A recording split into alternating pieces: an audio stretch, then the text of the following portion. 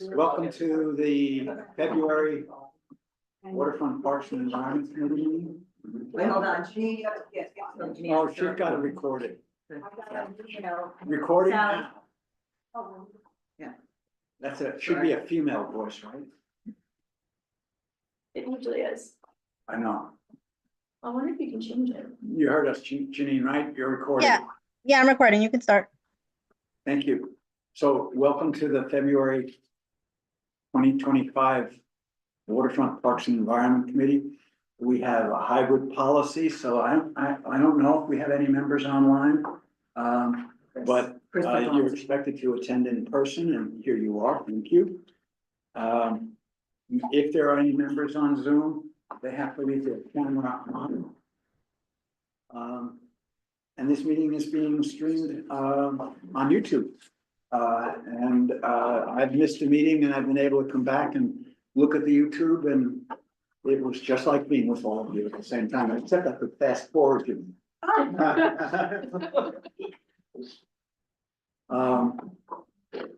Paul, you're first on the agenda. Welcome, sir. Great, thank you, everybody. So I'll start with some really happy news. Okay, I mentioned we were just talking with ourselves before we had the meeting begin. Parks is having a job fair, and so I have a flyer. I've also sent it to Janine by email, so it's a beautiful color version. I'm going to share that with you. Jobs fair is actually it's March 12th from 11 to 4 p.m. at Highbridge Recreation Center. It's not just Parks Department. There'll be a number of other city agencies there as well. People are encouraged, if they're interested, to pre-register. Right now, there are 900 pre-registrants. Wow. Yes, so they're generally very, very well attended. So it's a very, very good event. So if you know somebody needs a job, definitely. Anyone. Definitely. You're hiring, that's good. Well, it's Parks and other agencies within the city. So But you too. We will fill jobs as Parks, is what he said, right? How many jobs are there? I don't know. Let him finish his. What was your question? How How many? many jobs are there? Well, I don't know what's being represented at the job fair. I do know that it's Parks and other city agencies. The Parks jobs are on the Parks website. You can look for those positions and find them that way. I think the turnout is a sign of the times, actually. Perhaps. Right. Okay, so that's the job fair. Other positive news. The needles update. I know that the community is always concerned about safety and needles. And so what I will report on is that staff have not been finding needles and not reporting them to me. They're not putting them in the app. So I'm assuming that they're, that problem is on the wane. It may be weather related. I do remind them, I'm not seeing anything in the reports. Please make sure you're looking for these things and you're finding them. So I'm hoping that it is on the decline. I do know that in Community Board 5, Madison Square Park in particular, they've had a few needles, but even so, their numbers are also down. So I think that that's actually a very, very good sign. Just that kind of problem has increased for this part of the year. So it's very, very good. But I think the winter weather is likely a factor. And we'll talk with the bid too. Because the bid always picks up a lot in the parks and everything, so we'll ask. Yes, there are other. It might be the same as you guys. Other entities that also pick up meetings. Okay, so that's the general report. I do want to follow up on some questions that were sent in by emails. I know also of great interest is the Matthews Palmer repair schedule related to the removal of the scaffold. So what I will tell you is that our legal department was in contact.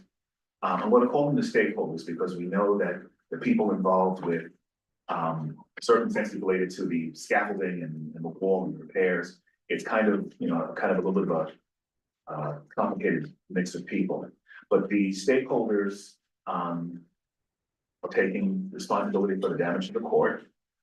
They are going to, they've committed to the repairs for the divots. This is in addition to the temporary work that Parks has done to fill in, temporarily so we can at least open the courts and if they're playable.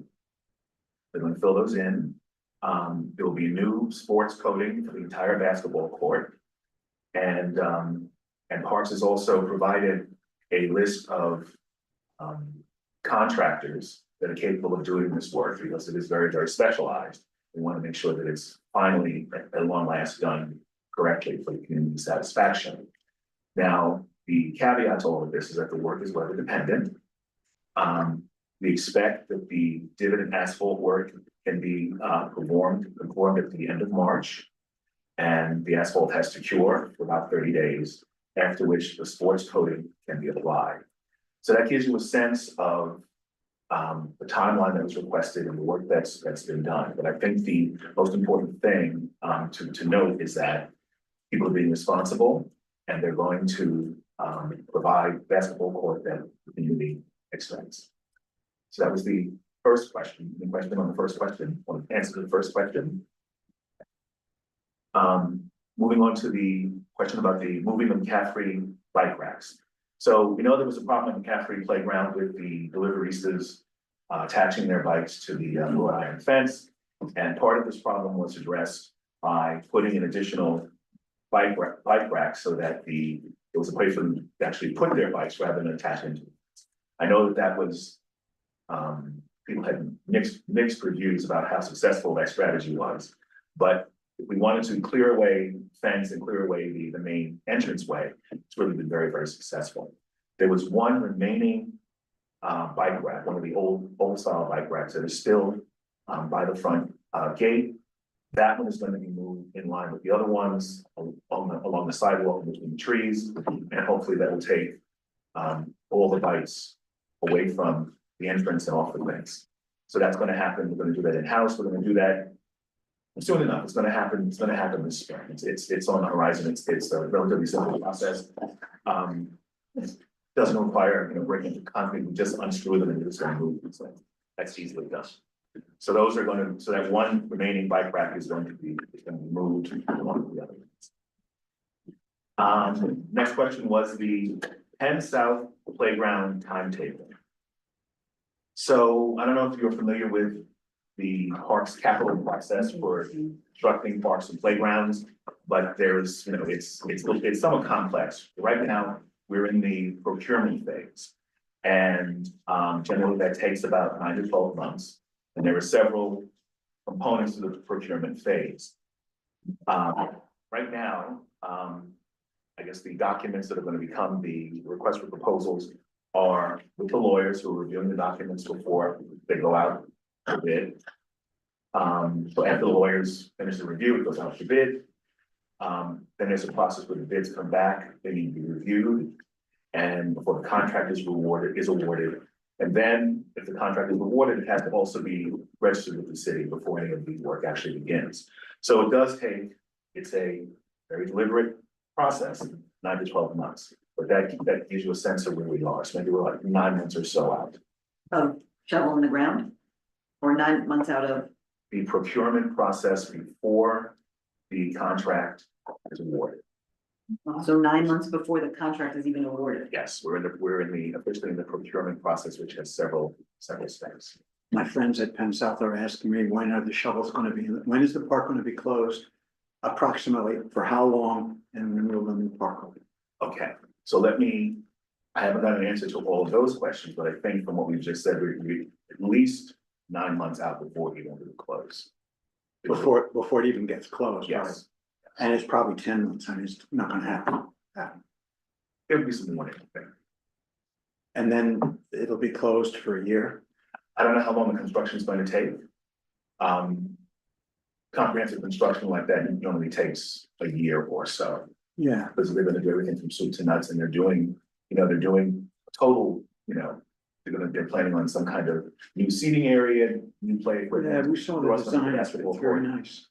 So it's comprehensive. That's about I would imagine a year, but don't quote me on that. It depends upon, I'm not quoting you, but I will say that our guess is it's not gonna be open till October 2026. open until, Won't be reopened until October 2026. I wouldn't even give that as a hazard, as a guess. I don't know. Well, you said 9 months, that's 9 months until, yes, I see what you're that's saying. October. It's actually later. All right. And a year from that is October, no, at the earliest, October 2026. One might be able to use it as an unofficial, Yeah, estimate. I'm not gonna quote you. right? because sometimes they, Not before, yeah. sometimes they take longer. It changes, it takes longer, That is there's an correct. overrun, there's an underrun, is there, did that ever happen? Some of our projects have come out under budget, believe it or not. But my colleagues at Penn South, my friends at Penn South are, you know, if I said, you know, it won't happen till October 2026 or so, that wouldn't be wrong.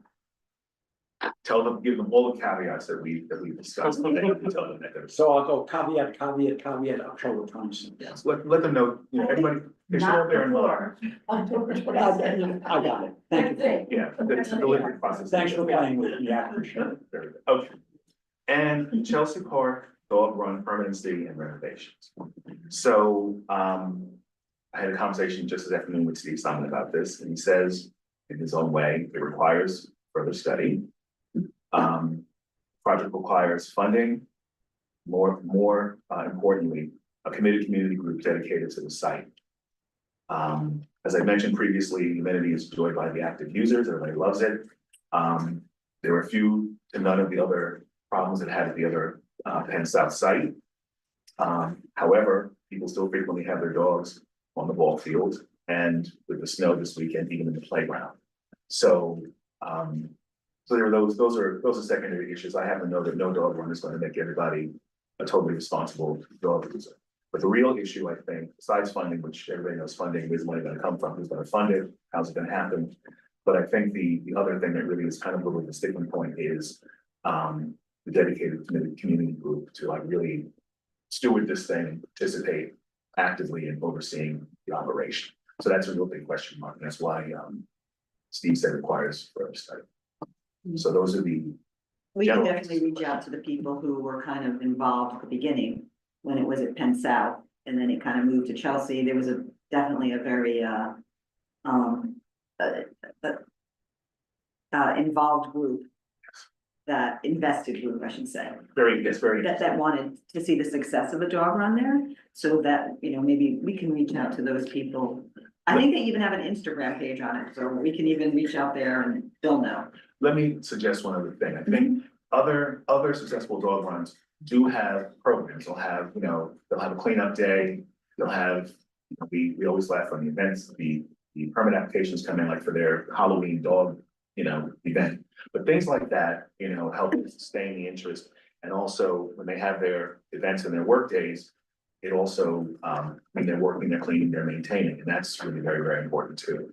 So that's something, you know, that's the community needs to come forward with. Does DeWitt Clinton have it? Well, I'm gonna tell Because they you, don't have it. I don't know if there's a community group. it's, you know, the truth of the matter is, it really is a very, very mixed bag. There's some places, I know that in Riverside, when I was there, you know, there was some person I would see you know, I would be there working on Saturdays, you say, what are you doing on Saturday, why are you working? But there were some people that really are a presence, and there are other places where it's really just one person who, you know, may be financially able to, but they will pay for this or they'll pay for that to make sure certain things happen. So very often it's a mixed bag, depending upon where the park is, what the feeling of the neighborhood is, how it gets done, it's a mixed bag. But there is some presence that comes forward to be the contact, you know, the communication person to, you know, to liaise with the Parks Department. That's what really needs to be established. I think you usually that, I'm talking about, because that was just like an asphalt, remember, it was like a makeshift. Yep. Piece of property, I think it was handball courts or part of it that you turned into, and if that's being used, which needs further study, and it should be a permanent dog run.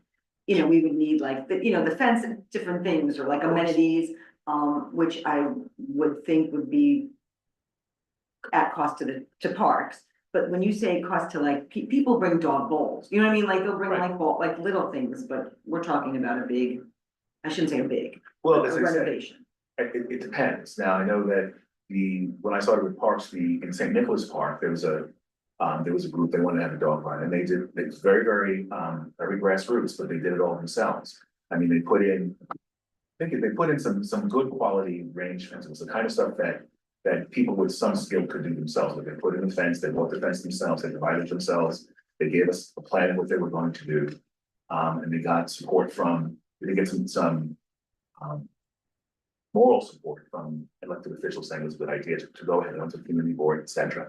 But they were able to do it. So it was grassroots, but they showed that kind of support and commitment. It really varies by park and by, and what the circumstance is. So I think that's really also what Steve was also. Brad then Lisa. I mean, if we just get specific and not be general, does it have to be like, Chelsea Waterside Friends of Chelsea Waterside Park? Do they have to form one of those committees?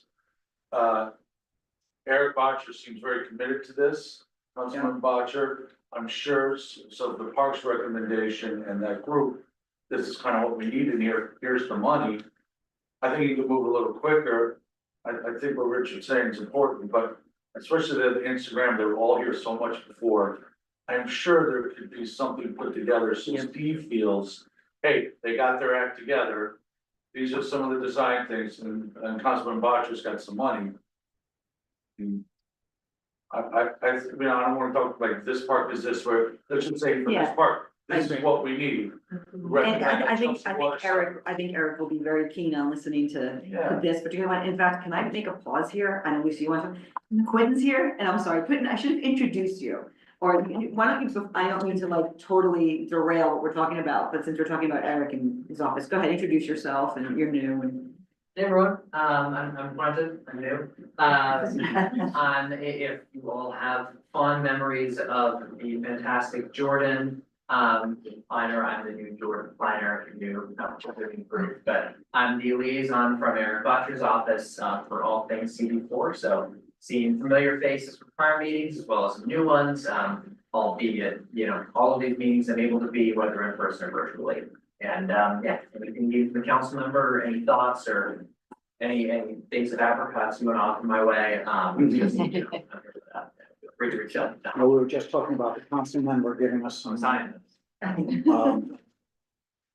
Paul, you were gonna make a response to, Brad. So I'm gonna take that question back to Steve as what the expectation is for that community body. Because they, as I said, they do vary in their level of activity and also in their construction. So I'll have to take that question back to him. Great. I mean, Tony DeSimone did the waterside, like, you know what I mean? Sure, he's got the framework of what they did to pull together for the friends of whatever we want to call this dog park kind of thing. Here's the criteria, Yeah. here's the nonprofit organization, pretty simple, I would think, but. And then, then Paul talked. And then- Steve. And there's also a group called, I believe it's Floral, if I'm not misremembering this, I believe it's called Floral. And they actually they support dog runs. They are, like the go-to advisor. It's a dog run group, but they also do some kind of support and outreach. And so that's, and that's also kind of a resource for the community to get themselves organized.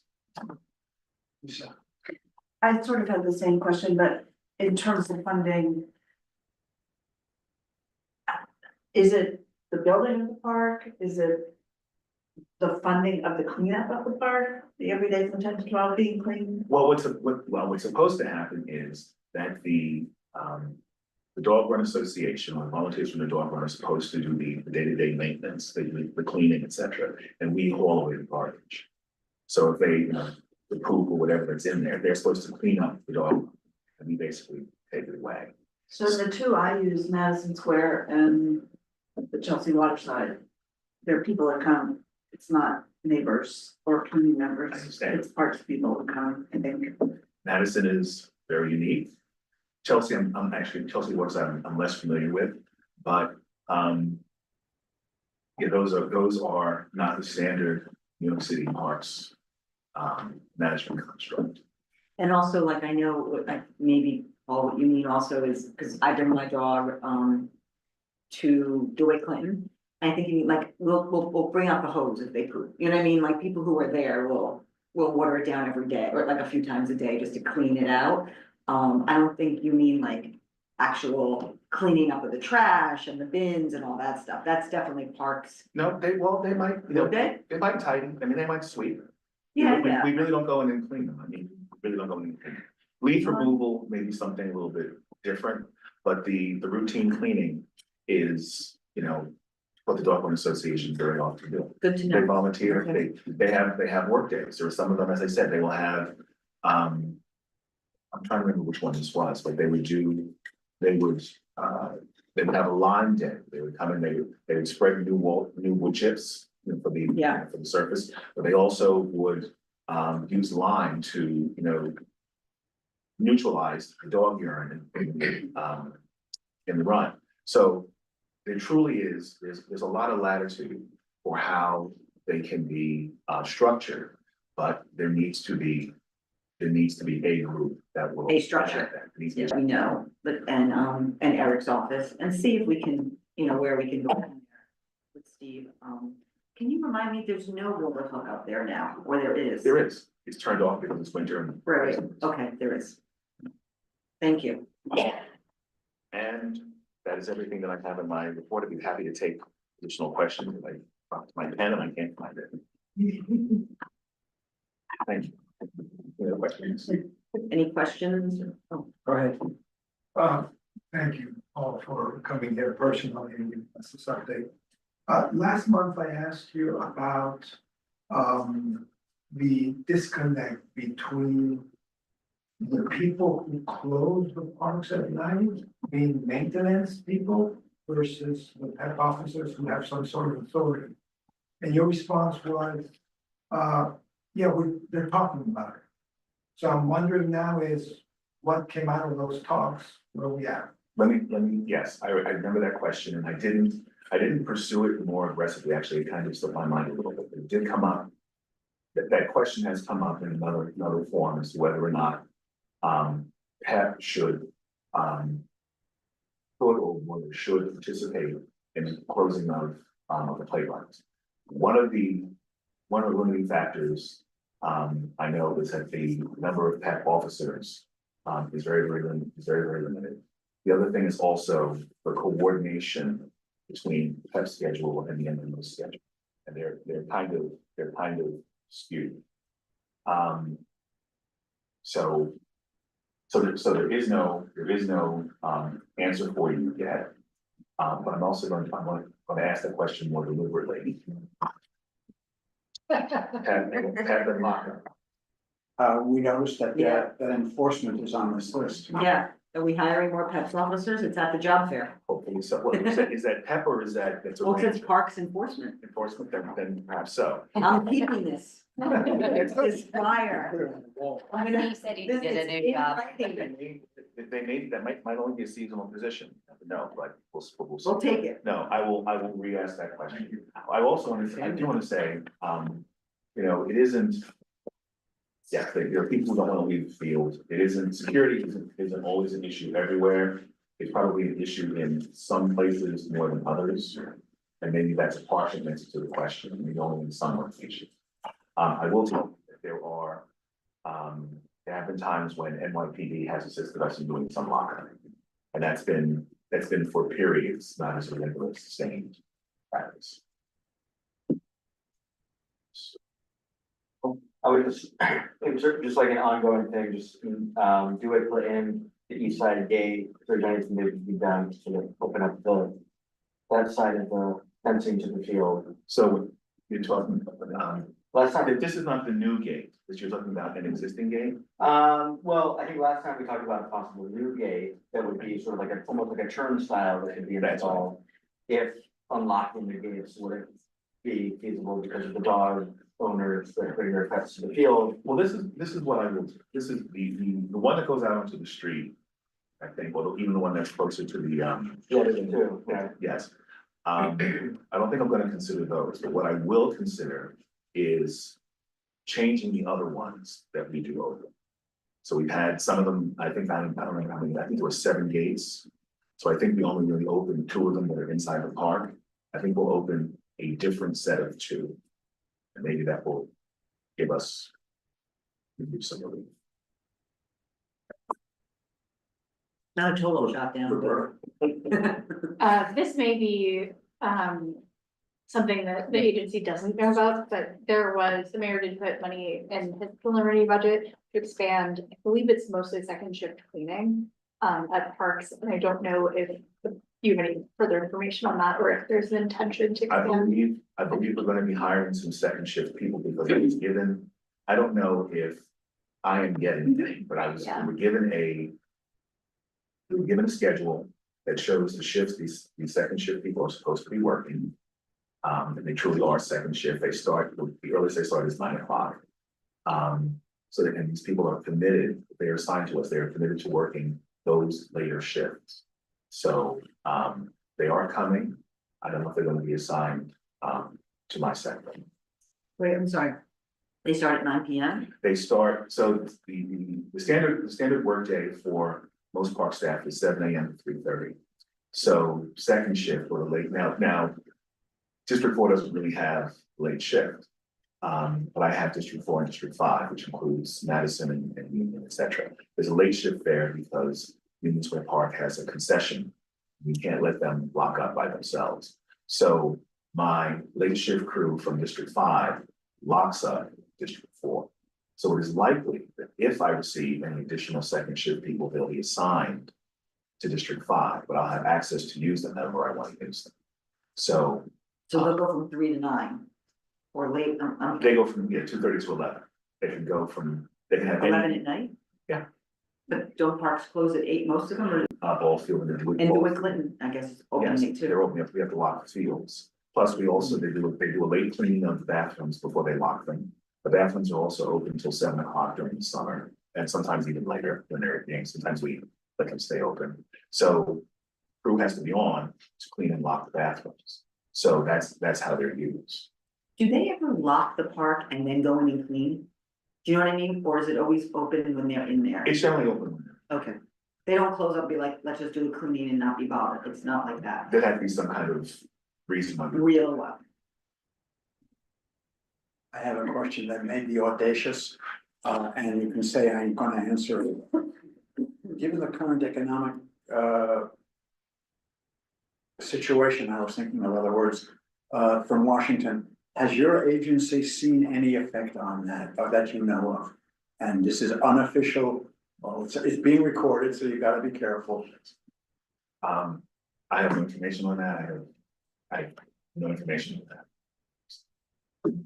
It's a safe answer. And I don't. Okay, thank you, sir. After you, Brad, we're moving on. Yeah, just to talk to Steve about, because we bring it up, because besides the park, we're environmental. Has he looked into, can we get a solar line? Just one, for which location, anywhere. You know what, I'm gonna revisit that with Max, because I believe that there are. We want to report a win. Well, I think, I have to remember how the description of these lights, but I believe that there some especially, probably not gonna be solar, I don't think they're solar. But I do believe that they are, an especially efficient light that would come to the ball field that Chelsea won. I will reinvestigate that question as well. We had a meeting this afternoon, Brad, that was a little part of it that relates to this that I find extremely annoying, and we've heard this answer before. I don't know how to get around it. The statement was, we can't put in solar because that's the Department of Transportation and they ain't doing it yet. And that's as far as it, you've heard that answer before. We've heard that answer before, and I don't know where to, I said something like, that's a really unsatisfactory answer, but you know, that was very nice of me, and that it ended right there. Well, in fairness, so I don't think the answer was given to you quite like that, but I will say this, in fairness, the lights that are in the parks are DOT, they're maintained by DOT, that's what they give us. So whoever gave you that answer, I think they were alluding to that reality. Yes. The lights that I'm talking about, I believe are being donated by a company that wants to, I think, try them out in an urban environment. Therefore, we're going to be able to get them, try them out in this particular location. Those generator lights? No, not the generator lights you see, the light towers, those are actually provided by the leagues that want light, that they have permits that want, but there's the lights that are there are inadequate. There are spotlights on the field, but they're very, very low.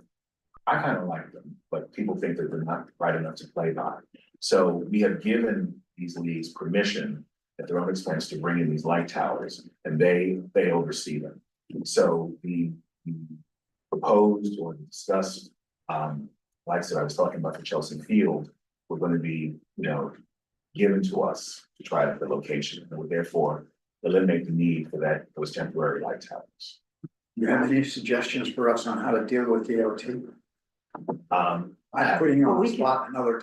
I have no suggestion, but as I said, the lights are their responsibility. Yeah, We'll have it on our agenda. We can write a letter to them. We'll have it on our agenda. We'll ask them. we should do So that. the thing was, it's like, it's different. So when Parks, in this case Bella Absalom, goes to, DOT handles all the lights. So when they go, they say, we want a light, they'll say, okay, this is in our portfolio, here are 12 different type of light, designs that you can choose from. None of them are sustainable, right? They're all None of just them are regular. solar. Yeah, solar or self-sustain, anything, but, they're all, just regular electric lights, and they said I'm just switching to Bella Absalom people asked, which is the Hudson Yards, Development Corporation. They asked for that, and they said, we don't even have it in our repertoire to offer you, which is ridiculous. I mean, there's not even a choice to have it.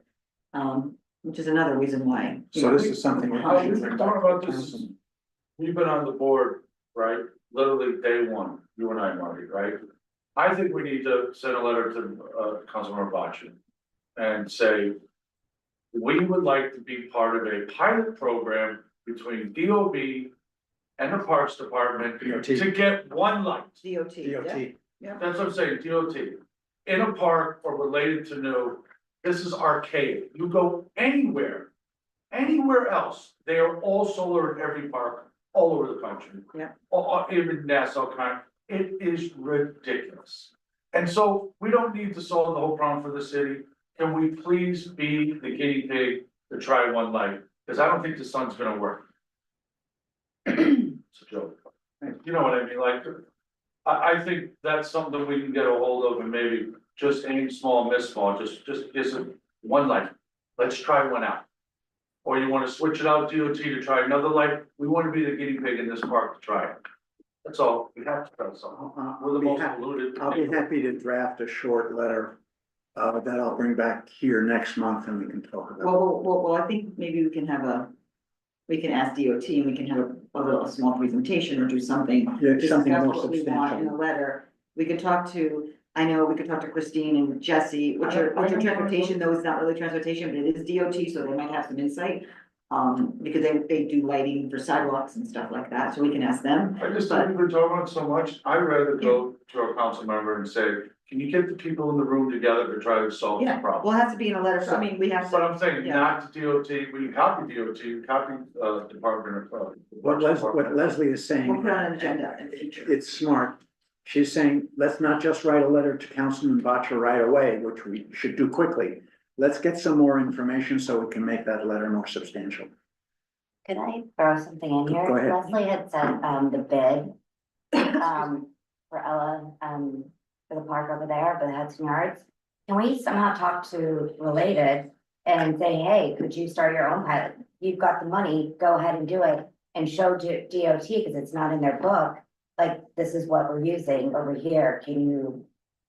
We asked them and they said no, because DOT is part of that mark, but we did ask, if you remember, so Bernardo is doing Pier 94.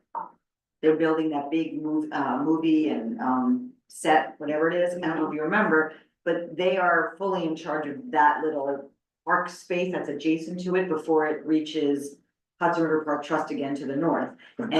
And we asked them, hey, can you just humor us?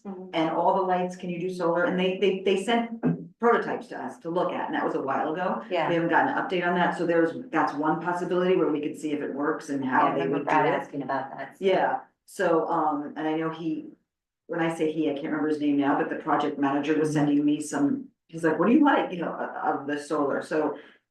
We haven't gotten a bid from them in a while, but we can, see if, I mean, it's a very little piece of their very, very huge construction puzzle over there, but it's. That's a big piece for us. Yeah, it's noteworthy, Yeah, it's thank you. noteworthy.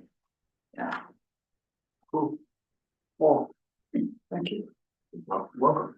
Always- See you next month. it's always we have- With all the answers. Also, Yeah. thank you for putting forward all the effort of making your way over here. That is, we understand that it's like actually quite a lift, so we should. Actually, it's not a good thing. Sometimes Zoom is not the way to go, so it's easier to. Never mind, I take it back. No, thank you. Everyone has to come back to work now. Can you add this to those links boxes? Can you guys, are you gonna advertise that way or no? Well, I've sent it, so the board has it. Okay. I sent it to the meeting board. They can send it to, Janine has it, so, I can- Okay, yes. Thank you. Not in college. Great, okay.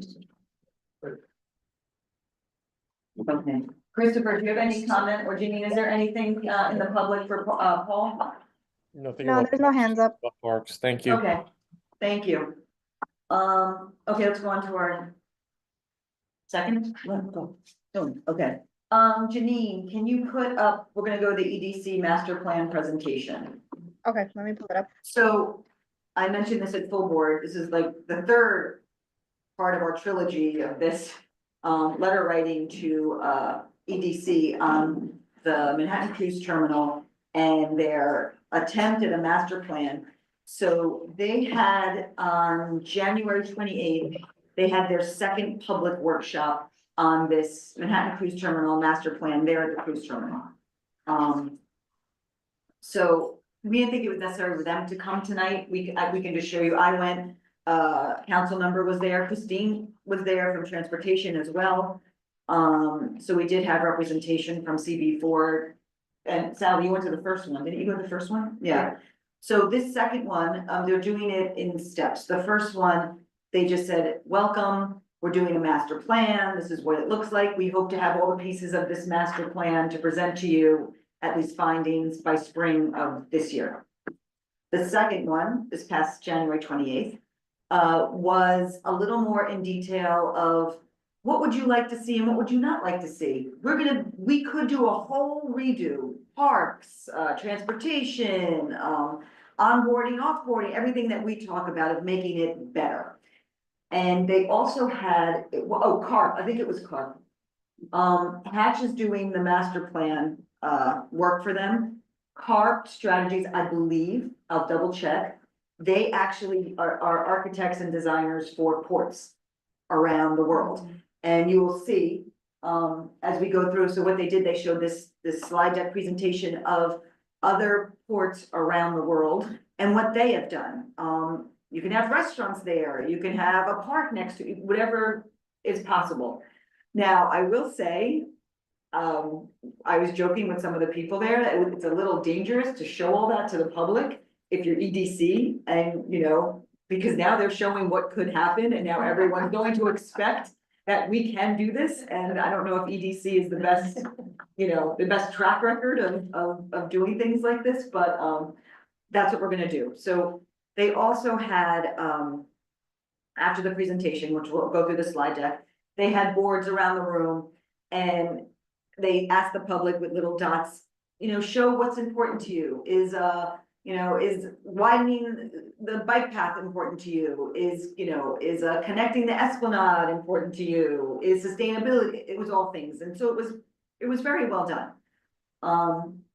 But I thought it would be important to officially show the committee, so we can talk about now this is gonna be like our brainstorming, everything we wanna see, things we don't wanna see, things that have been problems, things that we've been talking about. And then we can put it in our trilogy, our last, our third letter of this is what we think. We like, for instance, we've been talking about a blue highway for Pier 92.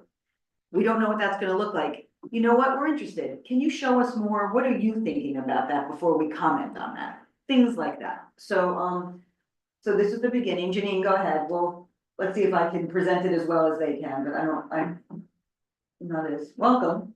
Thank you. Well done. Thank you. Right. Keep going. Keep going. We know this master plan. I want to get to the pictures of what could be. Okay, so this, everyone knows, this is the study area, right? So it's including 88, 90, and 92 is what they're seeing as kind of like the economic engine to this as well. It doesn't have to be, it could be a whole park. We could say whatever we want it to be, but this is what they were thinking of Blue Highway, when they throw that Blue Highway out there, this is what they were thinking. Okay, Janine, That's the pier that's in bad shape, 92. I think it's actually condemned, if I'm not mistaken. Could be. It's the one that Renata wanted to dump on the city. Keep going and did. Okay, this is, there will be a third public workshop this month or in March. We haven't gotten the date yet. So when we do, we'll send it to the committee and I'm sure there'll be a public push. Keep going, Jimmy. Okay. Keep going. Keep going. Sorry, Janine, I don't know what. Yeah, so, okay, so this is what we talked about. Literally everything, it's kind of, so now we're really getting into, this is going to be a significant project. If EDC kind of gets the ball rolling and actually does step 2, 3, 4, 5. We talk about Port Authority, we talk about the, this is going to be just as big. If not, I mean, this is going to be huge if they go through with this. Keep going.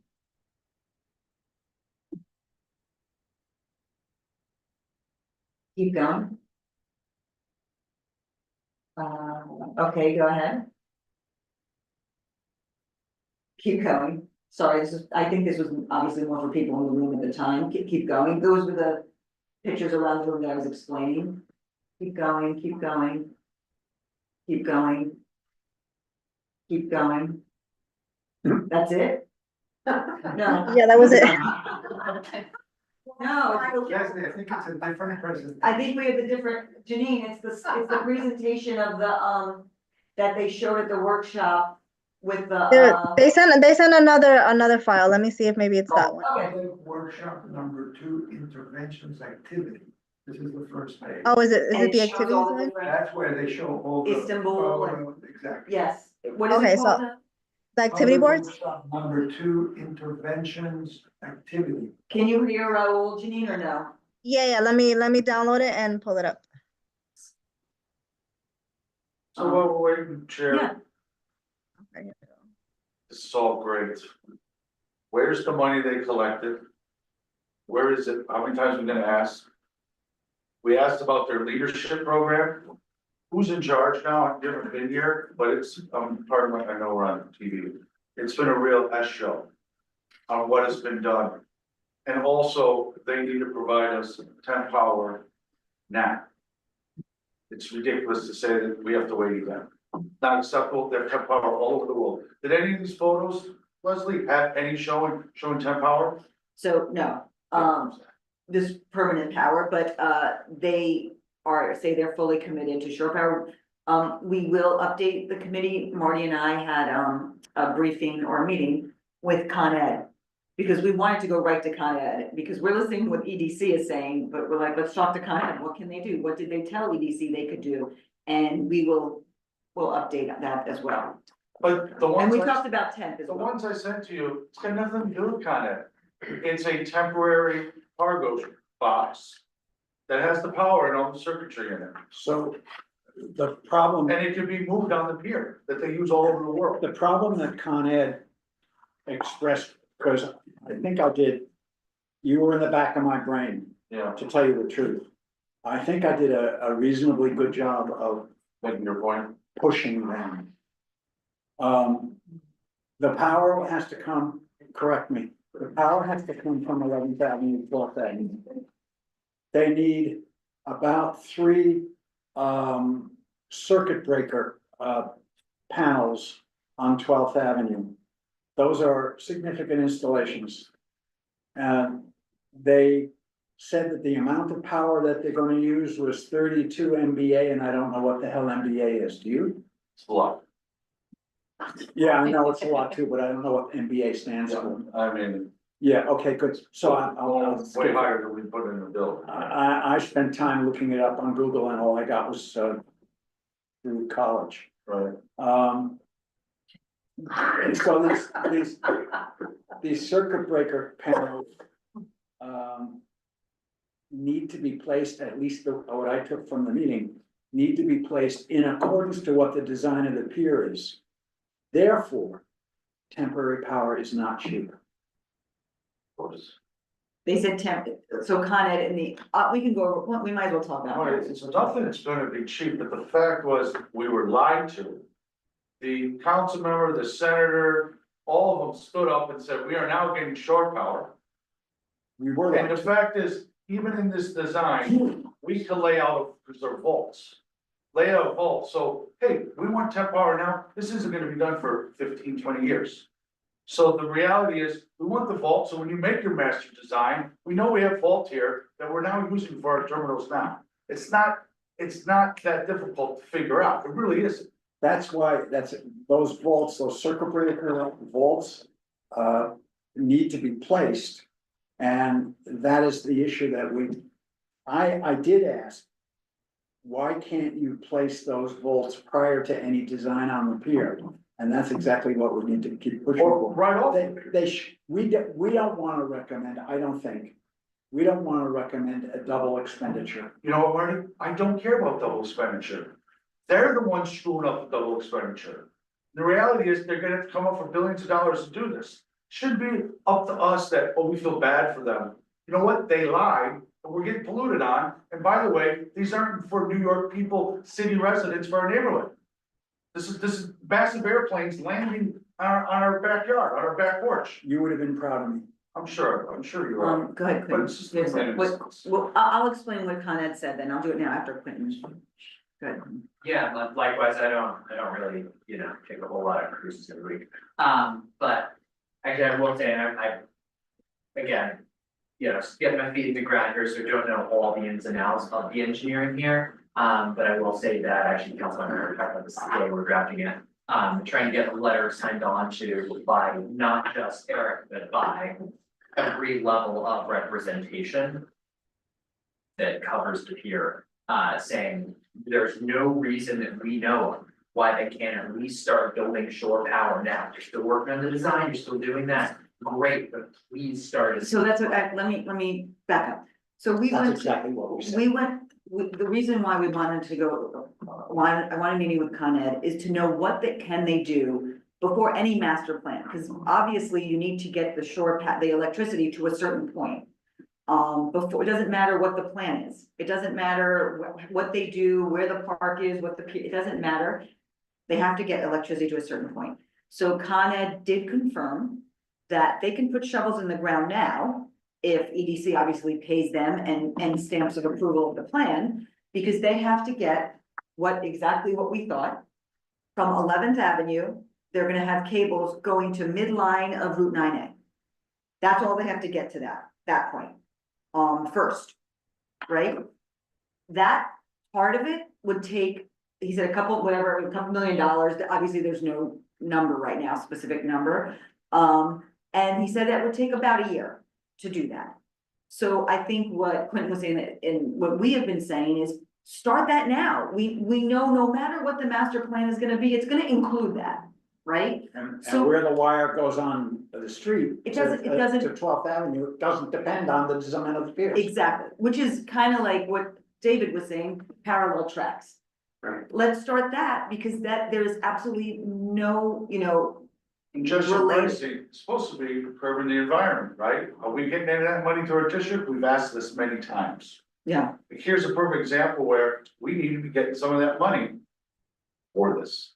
I mean, that's what they sold us on. It was the number one thing, environmental. It wasn't about going to the MTA. That's not what it was it's supposed to be for the environment. That's what they keep saying. Well, where's the money going? to the MTA, Exactly, and that's not right. It shouldn't be split up like that. yeah.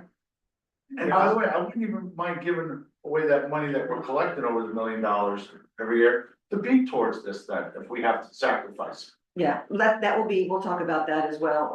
Go ahead, David. Yeah, as I recall, and correct me if I'm wrong, they said that they needed to determine the location for a new substation before any work could go forward, and they won't be able to do that until they're farther along in their master plan. So we said, well, assume a date for when we might have the substation. From that point on, what would be the fast track schedule for putting in A, temporary power, and then B, permanent? So we asked Con Ed that, and when we say substation, people think of a lot of different things, big building substations, smaller ones. I think substation / transformer, it's a little different, so it's not gonna be some huge building they need.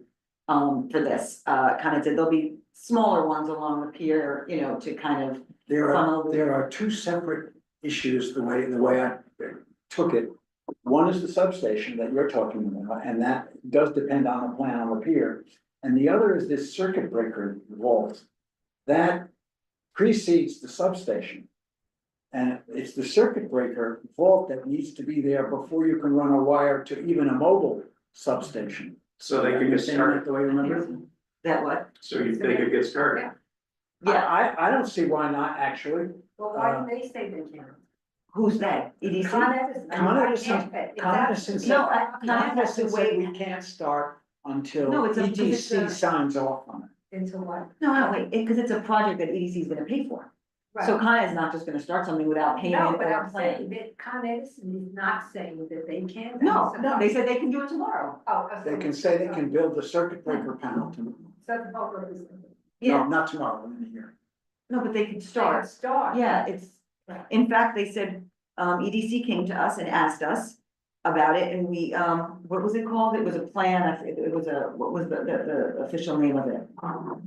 Anyway, they had it and like EDC let that expire, it's 6 months, they said, now EDC has to come back with it to us again, because EDC didn't really respond to their, Proposal? yeah, no, something else. I have the word on my What desk. was, wait, what was the plan for?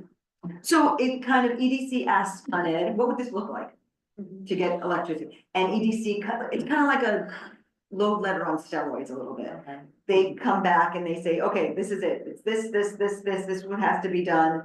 If you approve of this, it's gonna cost this much money and we can start at this date. Okay. EDC just let that expire. They didn't come back with yes, no, maybe so, nothing. Con Ed said that, you know, they probably don't have, that can be negotiated, whether if they'll redo the whole process again or not, that's kind of out of our hands right now, and it might be a little out of this conversation. But, I think, so, we also asked Con Ed about temp. And they said they went into detail of what that would include and how they would do it, and they say, don't even ask for it. They said it's gonna be so cost prohibitive and crazy, it might even be more than regular, like how they have to do I it. don't care, I know, but EDC, 25 years, I agree. I don't care, that's not what we're here for, about their money problems. They've screwed up this pier so bad, it's a joke. Related screwed up that pier and gave it back to us. Now they're building a movie theater, Vernado, where they said that pier was gonna fall down. Now it's not falling down, is it? It's lies. Yeah. It's not true, and we can't worry about the money. That is their problem. We have to just get our vocal voice out there. We're being polluted and we're being lied to. I do think though, we should talk with Eric's office. Of And course. now that we know that Con Ed can start to, there's nothing holding them back is what I'm saying. It's not like they're saying to us, Just Eric, it's Chuck Schumer. It's bigger Yeah, than this. yeah. And $26 billion to go in for the tunnel. so You know, it's Brad, we understand. I mean, we're all on the same page. EDC has to separate this master plan with this initial work. One is not predicated upon the other. So anyway, that's what, you know, we have said in many letters, and we will say again, I'm sure, I anticipate in our third letter. Brad's excellent point about EDC and their perhaps lack of commitment. Put it mildly. In their letter, or the letter written by their president, CEO Andrew Kimball, the January 6th letter, he does talk about EDC being committed to shore power. However, there is no reference in that letter about anything interim or temporary. It's all tied to the completion of the master Correct. plan. There, it's not even on his radar, an interim or temporary solution. And maybe we should respond to that. Or even starting the At all. regular solution, yeah, At exactly. all, if you look, if you read his letter, they say they're committed to it, sure. But they're gonna wait until the master plans. Well, they say they're committed. Chris, I see your hand up. Go ahead. Thank you. So 42 million, or is it megavolt amperes? It's MVA, not MVA, by the way. I have a Say it question. again, Chris. It's MVA, not MBA, megavolt amperes. Thank you. That's the amount of power that would be necessary to charge this. Um, it's budget season in the Senate and the Assembly. Is there any appetite to, continue CC the letter to Hoylman and Rosenthal to see what kind of money can come out of the budget in June to ensure that we possibly get temporary relief in this instance? And then the second question that I had, I guess, is more for Leslie, because Leslie's really versed on this. I was using ChatGPT and pulled up the average amount of CO2 emitted from 42 megavolt amperes. It's about 20,000 tons of CO2 in an hour. How many tons of CO2 is emitted currently from a cruise ship just docked for one day? So Chris, what they told us was, I heard the V as a B. What they told us that the project would require 32 MVA, Okay, not 42, 32. 32. Still a Okay. lot of juice. Sure. It's still a lot. It's about 75% of the 20,000 tons that gets emitted for a system like that being on an hour, just off the current New York State electric grid. So I'm kind of curious, like, how many days do we have cruise ships in? What's the total CO2 emissions plus chemical releases that happen inside the Hudson River? And then, like, how do we translate that in a letter to say, like, this is happening year over year? We're asking for a solution now, and our committee has been asking for you to change our energy portfolio so that way CO2 emission isn't passed off to other areas of New York City and New York State to make Midtown green. Noted, yeah, absolutely. And also, just Christopher, just so you know, and the committee knows, when we send these letters, we're also CCing the mayor's office of climate and environmental justice, that new, do you remember that new, I guess it's not new, but they combined offices, just so they're kind of up to speed on what we're doing here on the west Yeah. side and our environmental, hopefully strategies or wishes. Is there an appetite, though, to CC the state electeds while They're we wait very on involved. Okay. Yeah, we've had online meetings with them, Chris, both Brad and Linda, who are writing letters, and they're seeing if they can do legislation, but, we do have to update them on the Con Ed meeting. Thank you. You're welcome. So let's continue, because we know that, I just wanted to update the Con Ed. It's kind of like what we knew already. It was just rubber, stamped, yes, that's right. We can do it, you gotta pay. Yeah, we can do it. Okay, keep going, Janine, I'm sorry. Actually, I'm sorry, Janine, just stay right there for 1 second. Go back 1 second. So these are the decks. So this was what I was saying. What do you want? And these are the examples they gave. Shore power, it was not even on it because they said that is the highest of the high. We know you don't have to kind of rank it. It's already there. We hear you. Shut up. Okay, solar power, keep going. Janine, these are just examples they gave.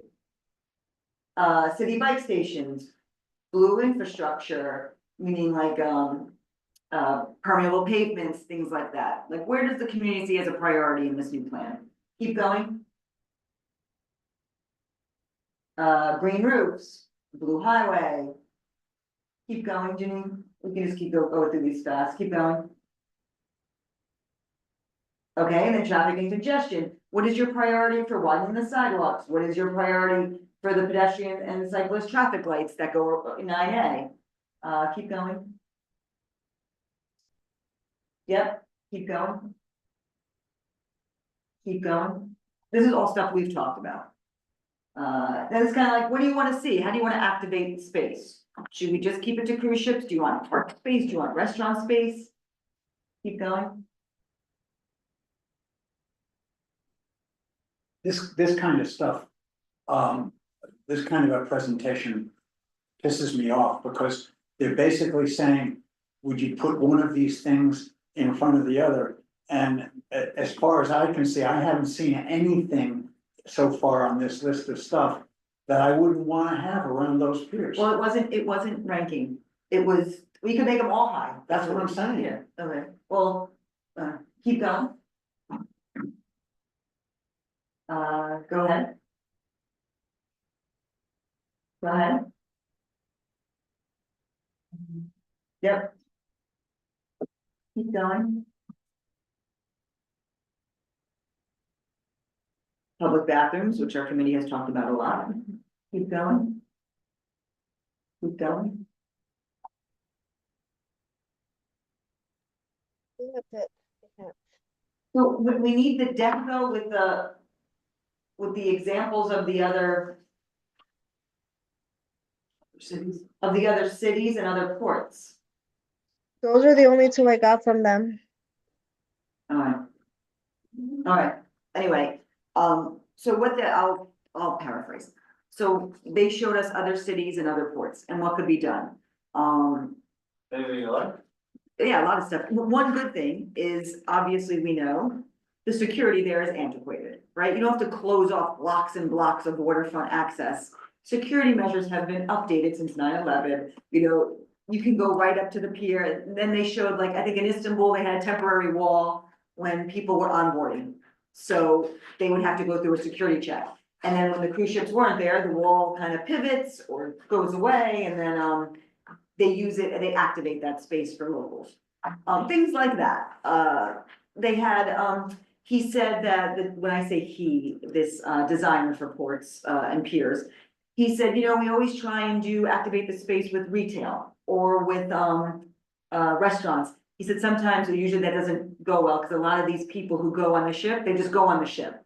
They don't, you know, they spend their money on the ship, they don't hang out there, so maybe you guys want it for locals, but maybe you wanna use that in a better way, that, you know, that space. We talked a lot about onboarding and offboarding, as Brad mentions. We mentioned it in our last letter, but I wanna go over it in more detail tonight, of buses, shuttles, car shares should be on the footprint of the Manhattan Cruise Terminal. It shouldn't be on Route 9A, you can't dump people right on the highway, there's like one bus stop there that's a few blocks north. Kind of pay attention to how people are getting on and getting off, things of that nature. So we can talk about and do kind of a brainstorming list, which we have done in the past. But we can open it up and we can, I don't know if we wanna go over, But this we just saw is a good start for brainstorming, it seems to me. yeah, Janine, can you go back to the deck and we can just do the topics? Sure, is the same one that I just pulled up? Yeah, thank you. Okay.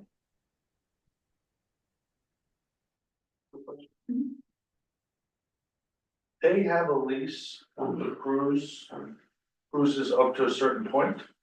So, Ports of America is a organization or a company that manages cruise ships. Right. And they have a contract with EDC to manage this one, Manhattan Cruise Terminal. I don't know if you remember, they came about a year and a half. I met the guy who's Yeah. here, no, but I'm just wondering, how long is the lease? Because is one of our big ideas to say, we don't want a cruise terminal. Yeah, no, I don't think that's on. I mean, could that be our first idea? I'm being serious, like, if they have a lease, then it's different. Brad, if we We wanna can be come up taken with- seriously, I don't think we can say we don't want a cruise terminal, but I understand what you're saying. She but- said in here, and I said, well, is there other viable economic engines that we could be putting there? Which and you know what I'm gonna say, but I think there can be. So I'm just literally asking a real question.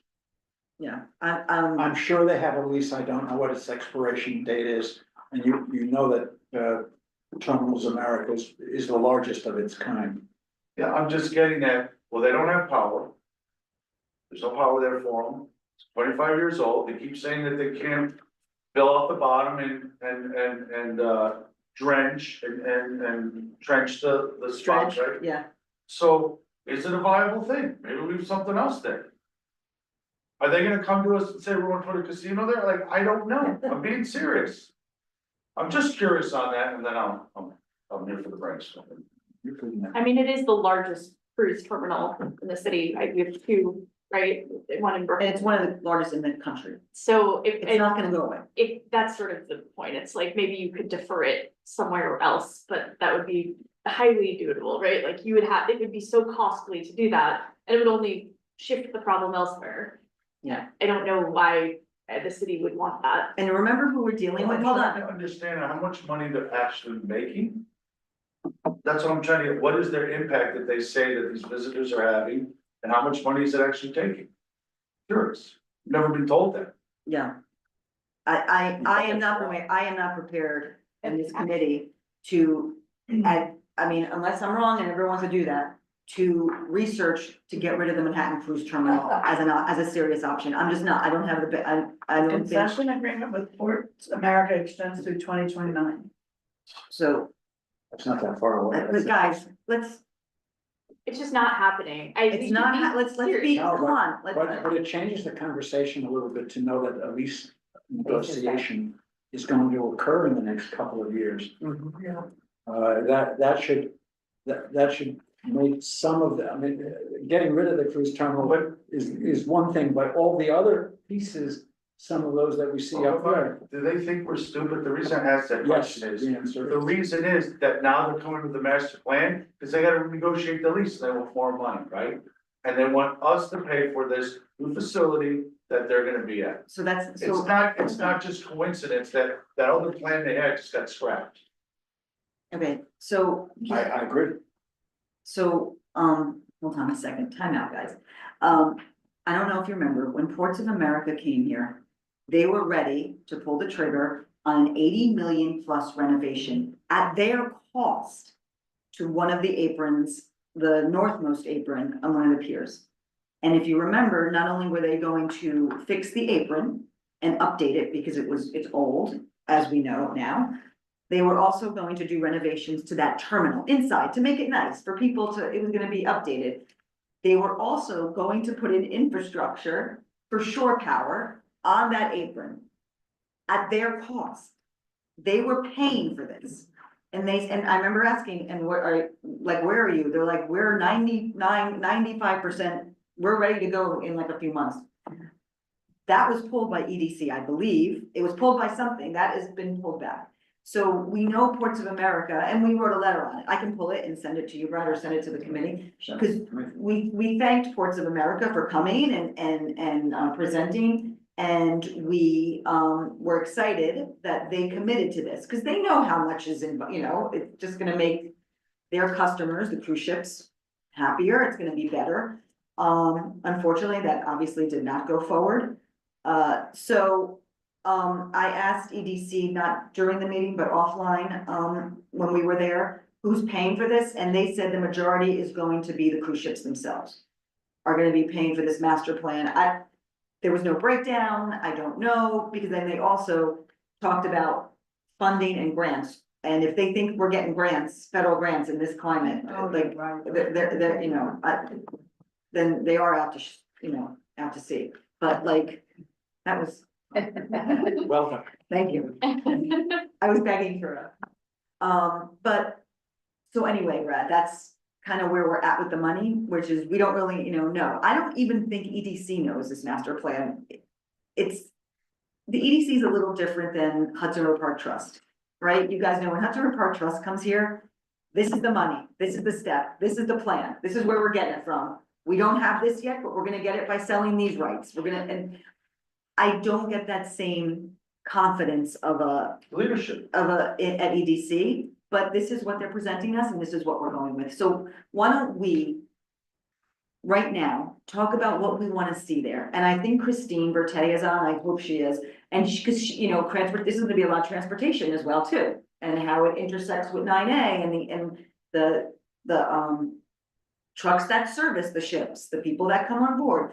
So why don't we just go one by one, and it doesn't have to only be what's on here. These are examples they were giving and just priorities. Like, obviously, we don't want to see tractor trailers lined up every night to service the ships on the 9A auxiliary road with their engines on the whole night, waiting to bring food to the ships that are coming the next day. That has to be on their footprint. Anyway, things like that, that we already on the record on, but this is stuff if we're not on the record on.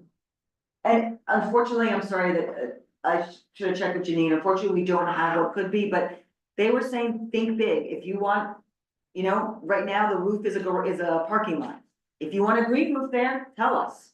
If you want park space open, tell us. If, you know, what do you guys want with that space? It's a very big footprint.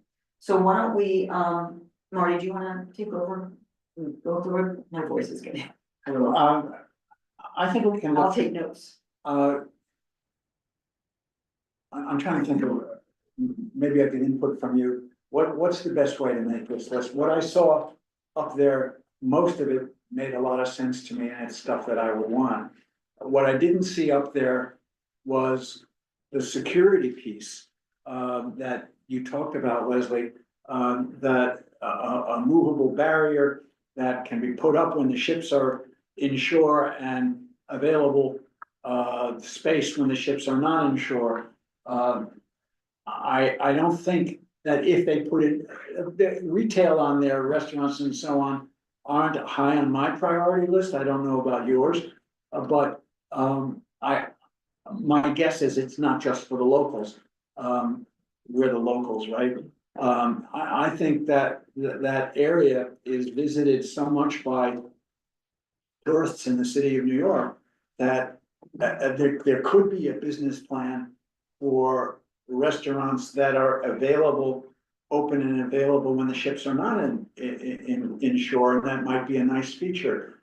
Restrooms, open park place, movable barriers. Well, why don't we go along, just so we're not throwing out all ideas across the board, why don't we go, at least this is a framework, why don't we do sustainability first? So then we could, right, because at least it gives us a framework. On the sustainability. Yeah, And since this is a brainstorming, which means crazy ideas, yeah, what is the You're about to give us possibility? a crazy idea. I'm about to give you a very crazy idea. What's the possibility? I mean, when I visited the place with a committee, the parking area up top is huge. Thousands of cars fit up there. What would be the possibility of putting solar panels to cover and to protect the cars and at the same time generate enough electricity to feed interim shore power?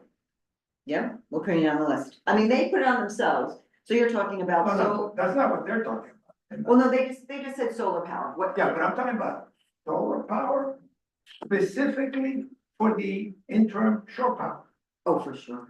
Right, I don't think, To supplement. Not gonna provide all. Forget Yeah, the substation, forget the other stuff. From the solar to shore power. yeah, I have to ask Con Ed if there's enough from the sun to power a ship. Also, you probably ought to check out wind as well. I mean, if you're gonna do one, you might as well do the other. Yeah, and maybe, I don't know. Wind is true. Good This one. is a technical discussion. Wind is because much true. the Con Ed number was 32 MVA. And so they know how much electricity is needed. And I don't know if that was for the 3 berths or for there are 3 piers there, so there are six possible berths. It's a technical discussion. Can solar produce this much electricity ask. for that space? Yeah. And it's something we should ask, yes. I have a question, is this sort of the discussion that we're having going into a letter to EDC? Is that Correct. what we're trying to do here? Correct. Okay. I mean, it's gonna take a long time, I think, to get through each and every single one of these things, right? I mean, should we fill out this survey, like individually? Is this how they want it? There's no survey. Well, when they say like, rate your. Oh, no, that was there. Right, That was in there. person. That was in person, so they asked participants to do what with this information? It was just kind of like, what is your priority for solar power? Okay, how did they collect that They just information? put dots on the, Dots. So should we do that same? no, because we wanna be more specific. So We we're gonna wanna go be through like, each we and don't every want single this, one? we don't want, I'm sorry. Right, we're gonna go through each and every single one. We don't have to, this is just, I was trying to avoid that. I Yeah, think- I'm I trying to think we- avoid that as well. I don't, I wanna. So you, I we're think- gonna go through every single one and have a discussion. I'm There's just only trying like 8 of them. just trying to, It's not that many and it's No? more the topics. Let's just say we want shore power, yes, because there's voting, right? so we're gonna say, everyone's gonna give an opinion on each of these 1 through 5. I have a We have suggestion. to figure out a way to. No. Let's it's- go through the slide, let's go revisit those slides. And let's talk about the ones we don't want. No, it's not I that. don't think you're gonna It's find not, it's, We need a way to figure. no, this no, out. guys, I think this is just, these are just overarching topics. Understood. We're gonna be a little more specific. Like, I'll give an example. We're gonna talk about the trucks that line up. That's not on this list, but we know it because we live it. We're gonna talk about the spiral, We will be here all night, Ramp. I'm just gonna say. You're not gonna be here. we're not gonna be here. all Okay. night. But you do All right, well, let's want keep to going. tell them This what is- you do want rather than what you don't Yeah, want. forget what, Because you'll never get what you want, because nobody will know. okay. Go ahead, I'm sorry, Jennifer. I was just gonna ask for a refresher on the last letter that we sent, just because we wanna make this one different from that one, like adding on, so I'm just wondering what we said the last time. So the last letter was more of an overview of, we're excited that there's a master plan. We're still concerned about shore power. We thanked Hatch. We had some requests about the new plan, that overarching, not specific. It was, I mean, some of it, one was the holdover security measures were antiquated. Please look at that, which we're gonna include again here. That this area is a disconnected area to the north and south of Hudson River Park, and to connect the esplanade, or what should be an esplanade, or a safe area for pedestrians and bicyclists, which will also include, I'm guessing, since we already have it here. Create an adequate and accessible local transportation zone on the footprint, which we just talked about. And provide more robust public transportation options to and from the Manhattan Cruise Terminal. So this letter will be following up with additional things that. Yeah, these are specific. Specific things, like we wanna see a park, we don't want the garage there, we don't, you know. Like we do for all, like we do for Port Authority, like we do for every other big project. So this is like our draft scope of work, like this is their master plan, and we're like reviewing the draft scope of work. Yeah, like they're saying, like Raul said, it's crazy. They Yeah. said, give us crazy, what do you wanna see there? Like Christina and I talked, we wanna see those big ramps, concrete ramps gone. Like, you know, gone, there has to be a better, more updated way of getting to the top of that. You know, car park. Things like that, You said a second ago that you wanted to see the car park gone. no, The ramps. You did say it, but you didn't mean car park it. gone. The- They're not gonna take the car park away entirely, but we could say we want it modified, I mean, we could say we want it gone, I mean, they. Well, I mean, they're gonna say we need the cars Yes. parking there because we gotta get our passengers on these Correct. boats. Okay, so let's. Anyway, Go to the next Next slide, one. please. Brad, I put in solar lighting. In the parks, We just want all green mechanicals as much as possible. Wave power. so obviously, for blue infrastructure, I already have all construction materials are sustainable, that's always kind of our boilerplate.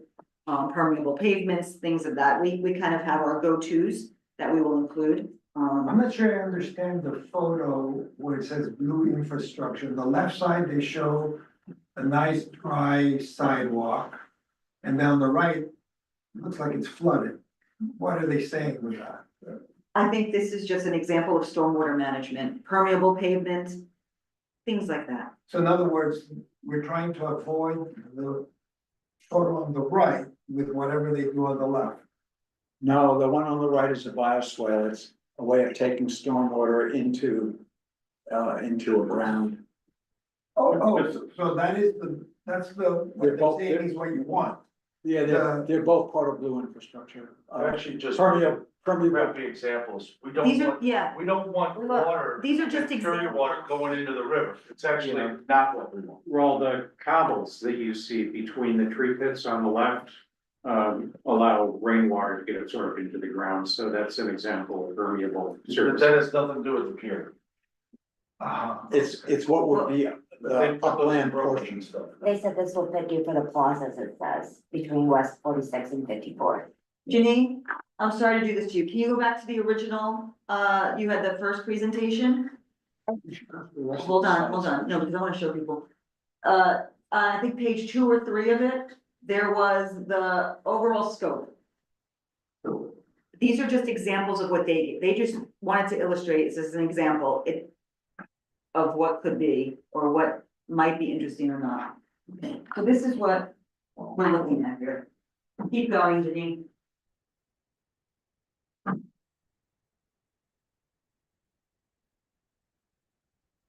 That's it. Okay, so this is, nope, back to the, I'm sorry, that's like the over view shot.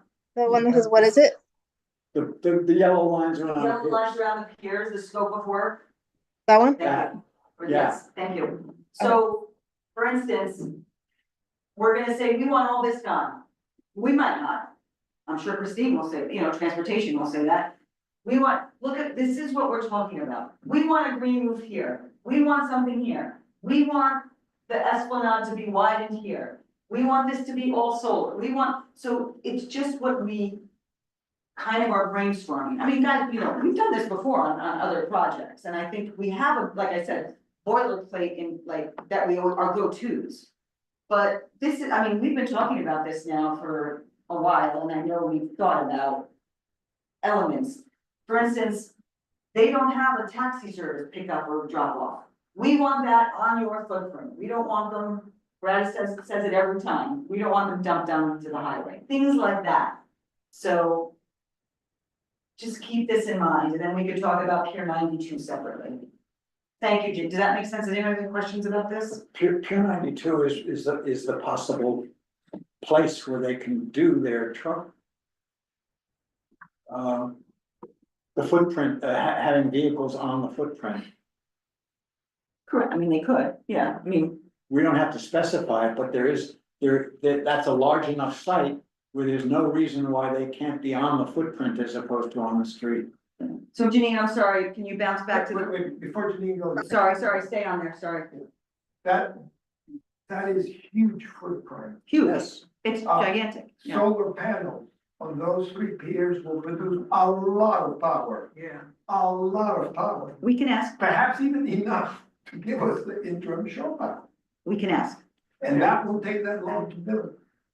Yeah, and if it Solar isn't, panels are fast. if it isn't enough to actually power a ship, is it enough to allow the ship not to have to run its engines all the time? At least get some benefit from it, even if it's not the full Monty. Yeah. Our architect friend is talking about the one. Great. Can I get off this slide, guys, or no? Yes. Okay, Janine, sorry, we're bouncing you back to the,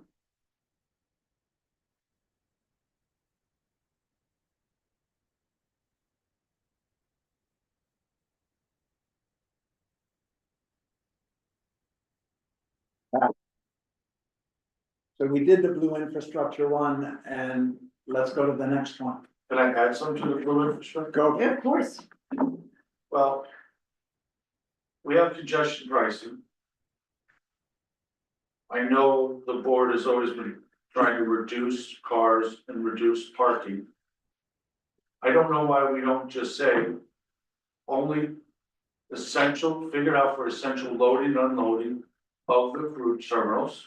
And also to bring in cabs and buses, whatever to get out. Other than that, no parking, unless it's, it's for the police.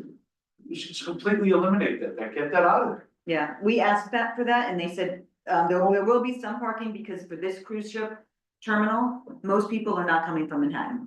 They're coming from Pennsylvania, they're coming from New Jersey, they're parking I their know, cars. Leslie, but that's, But we could ask for it. we should, I mean, we're going for what we want in the community. Yeah. I don't want the guy Absolutely. from Pennsylvania driving here, that's the whole point. He needs to get someplace else, so they have a lot where they pick him up and they shuttle him in. Like, that's the point. And I don't think they should be parking on a river. But we can't go walk and have a tree, like if we're gonna ask, then, I mean, that's my opinion. Well, we should just go. Got it, eliminate parking. Anyone else? Green roofs? Do you want to see parks? What do you want to see? You can combine green roofs and solar panels. No, I mean like a park, like public space, like what do you, Oh, I would, this committee is unusually quiet about this. I'm shocked There's so many different, like, Yeah. I'm just waiting for like the one thing I really want to like jump. to like jump right in So and. I feel like I'm ready. there's a lot of. What's the one you? I just feel Well, no, like, let's go Leslie, along. here's what I feel like, and I think we've been through this, EDC has pulled their chain. Now they're asking the silliest questions in the world, do you want green roof, do you want shore power, do you want, I mean, it's embarrassing. They need to come with, we want a vision, we should say, we want a green vision. Okay, you know what I'm gonna do? I'm I gonna go just to, feel like, Christine, can you hear me? Janine, can you please bring Christine over? She'll give an example of what.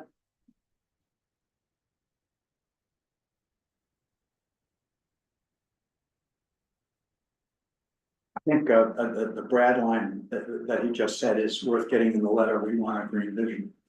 And Janine, can you forward this to, yeah, that's definitely in there for the sustainability part. The whole part, we want a green vision.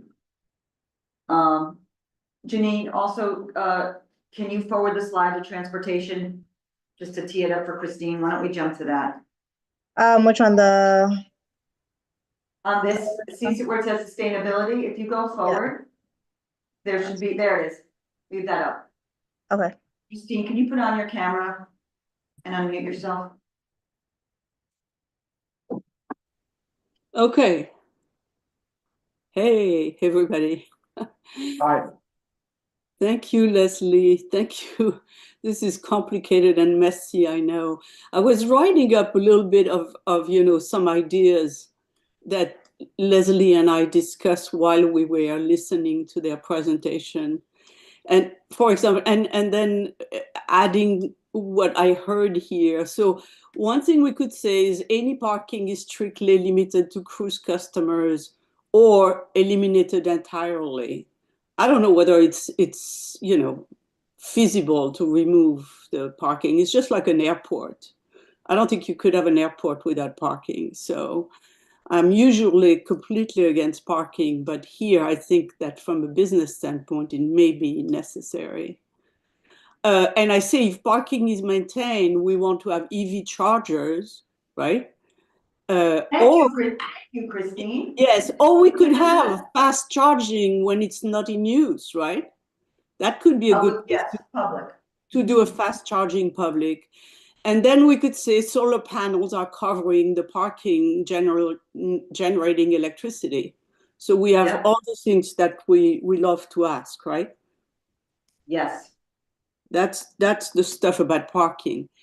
Then I agree with Leslie, all vehicular activities should be located within the pier footprint on the ground floor and separated from pedestrian and biking infrastructure. So the trucks, the deliveries, the taxis, the share rides, all that stuff. I mean, essentially the ground floor should be, what you see when you get to the airport, the circulation process in front of when you come out of the airport. All that stuff should be at the ground floor. And then you could have your customers, which are on a different floor, and they come down with, a big escalator or a big elevator. Then the Kind green, of like departure gates at an airport.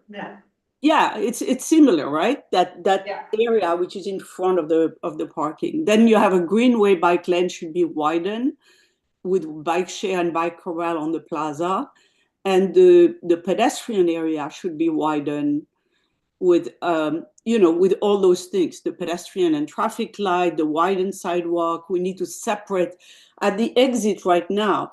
The people, the pedestrian who are leaving are in the same place where the taxis are going out. So we need to create two doors there, one just for the pedestrian and one for the taxis, etc. Or even separated. Yeah, that's what I mean. Yeah, exactly. Yeah.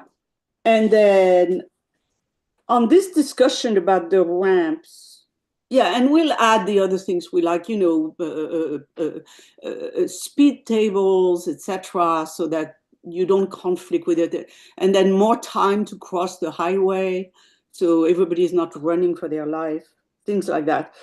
This discussion about the oh, and the blue highway. So I don't know, I've not seen the presentation on the blue highway. One thing I'm concerned about, and we are concerned about in transportation, is that I don't think we want to have like a continuous cargo bike flow conflicting with the greenway. And so I'm not sure how it's going to work. So I think for the greenway, with the blue highway, we could say, well, we want to see how it's going to work, because you know the prime use of the north-south is the greenway, and we don't want that to conflict with it. So if it doesn't conflict with it, that's fine. But if it does, it's probably not fine. I also think, Christine, we should ask, how committed is EDC to a blue highway RFP? I don't know if they're just throwing it out there, or if they're Yeah. actually, you know, doing this. Yeah. Right. So we need to ask that question. So that's my view on the blue highway. I don't, you know, I think we have a potential for big conflict, and we don't want to have that in our lives. I mean, we can definitely put in the letter that, you know, we are on record that we like getting the trucks and delivery trucks off Yeah. the road, or minimizing that. And we would love things to be shipped through water and then on bikes to go, but there are a lot of potential conflicts that we see Right. arising, that we would, if the EDC is exploring this in earnest, we want to see that, you know, the plan, what they're thinking before we kind of comment further on it. Yeah, how it works, right, exactly. And then finally, this fantastic discussion about the power. Can you put up the power, the shore power drawing or picture, Janine? I think it was back, Janine, 1 or 2 on sustainability. That was the beginning of it. Yeah, it was the The previous. first one, step. 2, keep going. Yeah, No, before That's that. it. Here. Yeah. So I don't know, if you ask me, I mean, that circuit breaker has to be on the close to the, you know, close to the ship, right? The apron. No, the circuit breaker has to be on the street, and it has to separate Con Edison from the pier. It's the main entrance of electricity into the pier. Con Ed will bring its wires from 11th Avenue to 12th Avenue. They'll build the circuit breaker manhole wherever it's asked to be Right, built, so in the middle of 12th Avenue. that's what I'm saying. So the circuit breaker is something that can be done separate, whether or not, you know. Correct. That's what we've been saying. Oh, okay. I thought you were saying the cable, but not the circuit breaker. I misunderstood that. No, we were saying the cable, the circuit breaker, and not necessarily the transformer. Whatever infrastructure, you know, those that can be done first can be done, whatever that infrastructure is. And I don't see why the transformer is not on along the ship there. The transformer is between the ship and the circuit breaker. No, I understand that. What I'm saying is that we need to remember that EDC is not an agency who knows how to build things. So they know how to do transactions, right? Transaction is good, but so I think one thing you could ask them to do is to hire a contractor who could design the thing, even if it's not done for many years. And then when it's designed, if it's completely independent of everything else, then you could push for doing it. So maybe hire a specific shore power designer ASAP. Right, yeah. Right. So that they can say whether it can be done in parallel or not, you know. So anyway, these were my pieces. Okay, don't you have, added crosswalks, right, Christine? And you know, you can always talk about it with your committee and then just send me a list. Yeah, And I'll we send you a can- list. I mean, crosswalk and these are the simple things, right? These are business as usual. So I wanted to talk about the things which are a little bit specific to that. Okay, Are pedestrian bridges in your I scope? was gonna say, weren't Yes. we talking, Christine, about just from DeWitt Clinton, right? Oh, from DeWitt Clinton, I think we should ask for that because the board has been asking for that for probably 20 years. And not only that, but I know Hudson River Park Trust, when I was in talk to them, they said that people don't use pedestrian bridges, at least it's by the Intrepid, it's not, everyone just goes down, you wouldn't think it, but they cross the highway, they just find it easier. Right. But I think because DeWitt Clinton is already elevated, That's the right? point. It's, yeah, it That's would be the more, point. it would be useful. Right. DeWitt is already elevated. So if people go to the park, it would be a natural promenade to continue to the pier. Yeah. I think that would be a place where it's kind of a natural. Yep. Okay. And did you have, and like I said, you can always send me, but I know you and I were talking about the big concrete on-ramps. Yes. Oh, I'm sorry, I didn't say that. So we're saying the on-ramps need to be removed completely. And if they want to have on-ramps to bring people to the roof, they should be building them on the east side, close to the end of the pier. And they could have like a parking, spiral there, if they need it. I don't vision that. I would say Well, this. let's assume you are on the ground floor and it's like all this activity and roads going in and out, etc. You arrive at the end and it's like arriving at the end of your parking garage, right? And at the end of the parking garage, you have a circular ramp going up inside the pier. Like Christine, inside the garage. One thing to consider is all new parking garages are now being run without lifts like that, right? Because they're all automated. You pull in, it moves it, it maxes it out. So we should demand a high tech, I don't want the parking, but if they want parking, a high tech manual, so we get rid of all that ramps and gives us more space. So one or the This other, thinking one or the other. future, not today, future of what's happening. Right, that's a good point. At one point to I like the Clinton walkway, we should say something like the width of the High Line. So it's a park, not just this walk thing with a fence getting over. You know, we want an experience. Widen. A big widened experience like the High Line, so it's actually activated, art to be on it, trees to be on it, and it comes across. And also we want them, and I'm gonna also include this, we did it in our last letter, but just touched upon it. We want them to actively discuss this and work with Hudson River Park Trust, who are experts at doing this, to connect the north and south seamlessly. Because really Hudson River Park Trust could be our friend in this. I don't know if EDC will reach out to them as aggressively as we would like, but you're right. We can do that, yeah, wide, with trees, with canopy, with. Could be a double Yeah. lane or going up over there, it could be Yeah. beautiful, it could be nice, it could be iconic. With canopy. Anything else, Christine? Again, you can always email me. Yeah, I think that always pretty much covers it. Okay. I'm kind of surprised, Christine, that you are okay with all that parking in the cruise terminal. Well, I'm really not okay, but when you think about a cruise terminal, it's really like an airport. Well, but it's not an airport, it's a cruise terminal in the middle of Midtown Manhattan where there's tons of public transportation. I mean, we have Port Authority right there. And you got empty parking garages now because of congestion pricing. Right. We can suggest that, but you have. We did ask them that, right, Christine? We did ask them that. Yeah, we did ask them that, and what they are saying is that if people are coming from Westchester or from New Jersey or from Pennsylvania With lots of luggage and. with a lot of luggage, etc.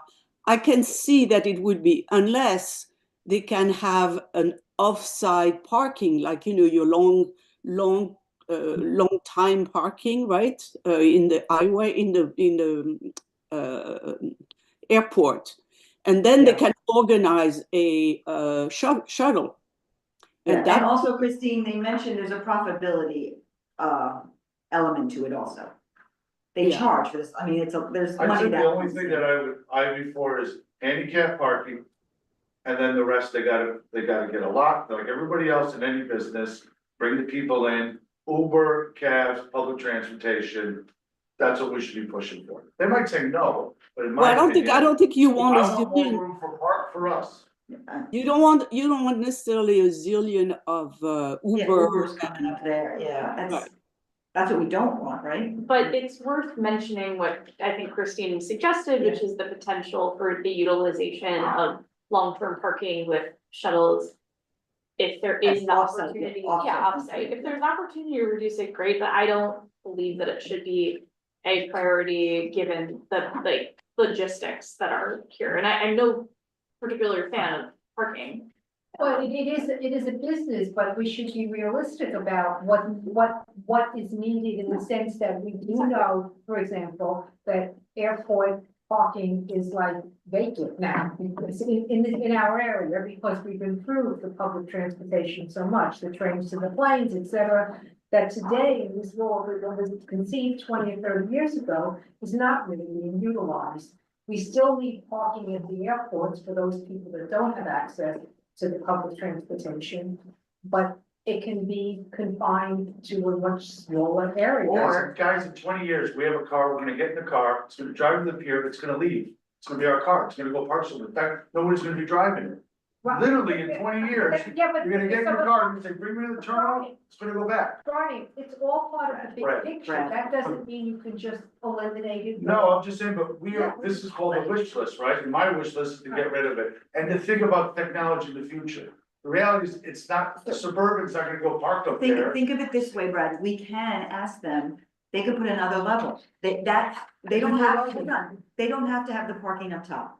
They can have it somewhere in the middle, and we can put a green roof with solar, we could do something up top.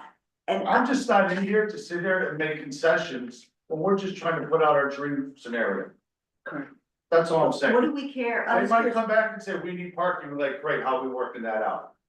But I'm saying, we still. Go ahead, Roberta, sorry. I just, I obviously, less parking good, but when I'm thinking about the core things about which we care most deeply, it is about, having the shore power in particular, not having the conflict between pedestrians and vehicles themselves. Widening the esplanade, and everything else, I mean, I may be forgetting something, everything else is gravy, and I'm so glad that we have the opportunity to offer input, but I really think we should be serious about what we actually want, which is the shore power, more, physical Security. Space for people to move. Access to the And waterfront. to not have this, incessant conflict between vehicles and pedestrians picking up and dropping off at the cruise terminal, and any ways we can get those things.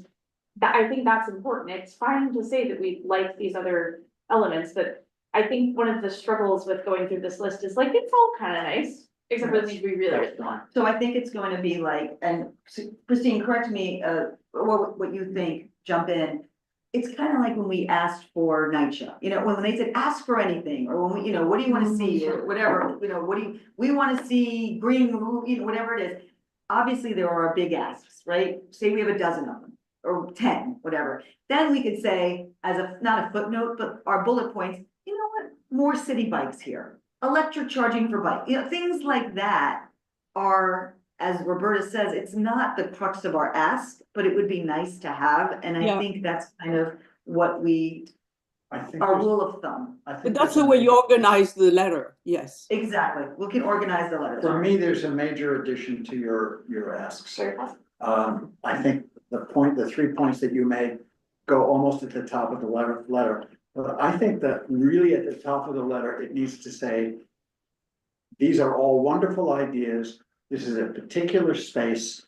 what we need from you is, I'm quoting, what we need from you is a overall / green vision for the project. Elements may include, and all the other crap that you want to put in there, but it's up to them, not up to us, to present an overall clear plan with these elements in it. We can sit here, all night. I'm fine doing that. But it's the elements we want. Like, for example, some people say, we don't really need a park there. We have enough park on Hudson River Park. We could do some people might say, no, open that up and give us some green space. Or we don't need a restaurant, no one's gonna eat there. Or we could say, yes, activate that space for retail. I don't know. It's what you I don't think guys. those are choices that, I mean, both of those things would be nice, restaurants and park, in my opinion. But it's not up to me, it's not up to us to make that overall design. We're not the engineers. No, we're not gonna design it, but it's something we would like to see included. Yeah, we definitely can comment on it. We should comment what we want. And what we also need to be asking them for an overall vision for both green space and for the overall project. Do we ever do a harbor plan? I mean, I feel like we're not connecting to everything else that's here. I mean, we don't have a dinghy dock for people who are visiting and wanna go and shop. So or I'm eat glad dinner. you brought that up because I was also someone else who was on Hudson River Park Trust Advisory Committee said to include in our letter when maybe Pier 92 there's no boat basin around, like have I know. just regular docks for smaller Well, boats. there's the one that's part of Chelsea Piers. That is which true. is And then there's the one amazing. on the Upper West Side, which has been defunct for a while. But anyway, we can definitely include that, like you said, right? For Yeah, you could even make money off of it, absolutely, and there are people who want that, so, Yeah, almost everybody wants it, that is not on this side of the river. I just think in terms of like composing this letter, it might be difficult prioritizing this as a group. I mean, we can go through it all and we can add things that may be missing, but I do think like highlighting the big things, right? Shore Yes. power, solar power, like, especially with shore power, like. Pedestrian safety. Pedestrian safety, but let's make sure like we keep beating the drum that they need to look into the immediate sort of steps to get shore power there now as opposed to waiting. I think we use that as an opportunity to just voice that, like, these are all great things, but I don't know if we necessarily need to go line by line. This is our only But this is our do opportunity. people If we have, don't want to. sure, I mean, let's run through it, but like, I really feel like we need to just keep the high level stuff super priority, like that's the North Star, that's what we need to get after. This is the opportunity to keep on asking for that, and I don't wanna, dilute that by putting in a ton of other things. So I just wanna counter that. Yeah. I hear what you're saying. That's why we wrote our first two trilogy of letters. The first one was where's the shore power? It was front and center, shore power, shore power, shore power. The second letter was shore power, thank you for Manhattan, for the master plan. They get, they know, and I'm not saying we should lift, you know me, I'm not gonna lift Right. the foot off put the foot on the brake for shore power. But now they're asking us, what does the community wanna see in this space? This is it, this is our chance. Do you wanna see this? This Do you is wanna not the see only that? chance, though. It's not the only chance, No, but they're this is- they're putting it into a master plan that's going to be for spring. That's their timeline. So Yeah, but the master plan. you're right, I'm sure we'll be able to comment on it further. Like- Go ahead, Roberta. I mean, But yeah. perhaps a way to, organize this is to say our goal is to get shore power as quickly as possible. That is our number one goal, and any of these other things in no way, shape or form could ever make up for our primary goal. That said, we do have these particular asks. I would also though elevate the public space piece over that, because I do think that that is a very consistent complaint in any redesign that does not deal with the elements of access and physical space. There are ultimately would be, I think, to basically everyone on this board, a abject failure. But I think that those things are above everything else and that there's no design. Interventions that ultimate, like parking, no parking, solar panels, green roofs, additional parks that would ultimately make up for the fact that there might not be solar. So let me ask you, look at this way, Or- say shore power is off the table. Say they have shore power there, right? This would be a much different discussion. Well, temporary, like a. No, I'm just saying, what I'm saying, because we're so stuck on, like, we want shore power, we know, we do it, we say it, it's on our statement of district needs, very, very high. Separate ourselves from shore power, this is now, we're reinventing a huge part of I don't wanna say the park, of this cruise ship terminal park. This is our opportunity to see what we want in there, and I know we're stuck on shore power, forget shore power, and no one ever would believe I said that. But say it's a gift, shore power, yes, we're gonna do all that. This is now reinventing a whole swath of blocks of a shoreline. What do we wanna see here? If you guys, if we kinda wanna abdicate from that and just say, listen, we don't care, put whatever you want, these are our priorities, I would be surprised, because we're a very specific, hands-on group. But if that's the way you wanna go, then that's the way we'll go, and we can just hit top things, but I am personally gonna put in, temporary food kiosks, I'm gonna put in bike parking, long-term bike parking, things like that, yeah, you're right, it's small potatoes compared to shore power, but I want it on their radar. So when they put the master plan out in spring, these things at least will be looked at. I'm not saying they'll be included, but they'll be looked at and known, hey, CB4 asked for, bike containers for bike parking. Where can we put that in the master plan? I just think this is, and Matt is right, actually. We probably will have other times, but they're asking for it now. Can we construct a letter that we bring back to the committee for next month?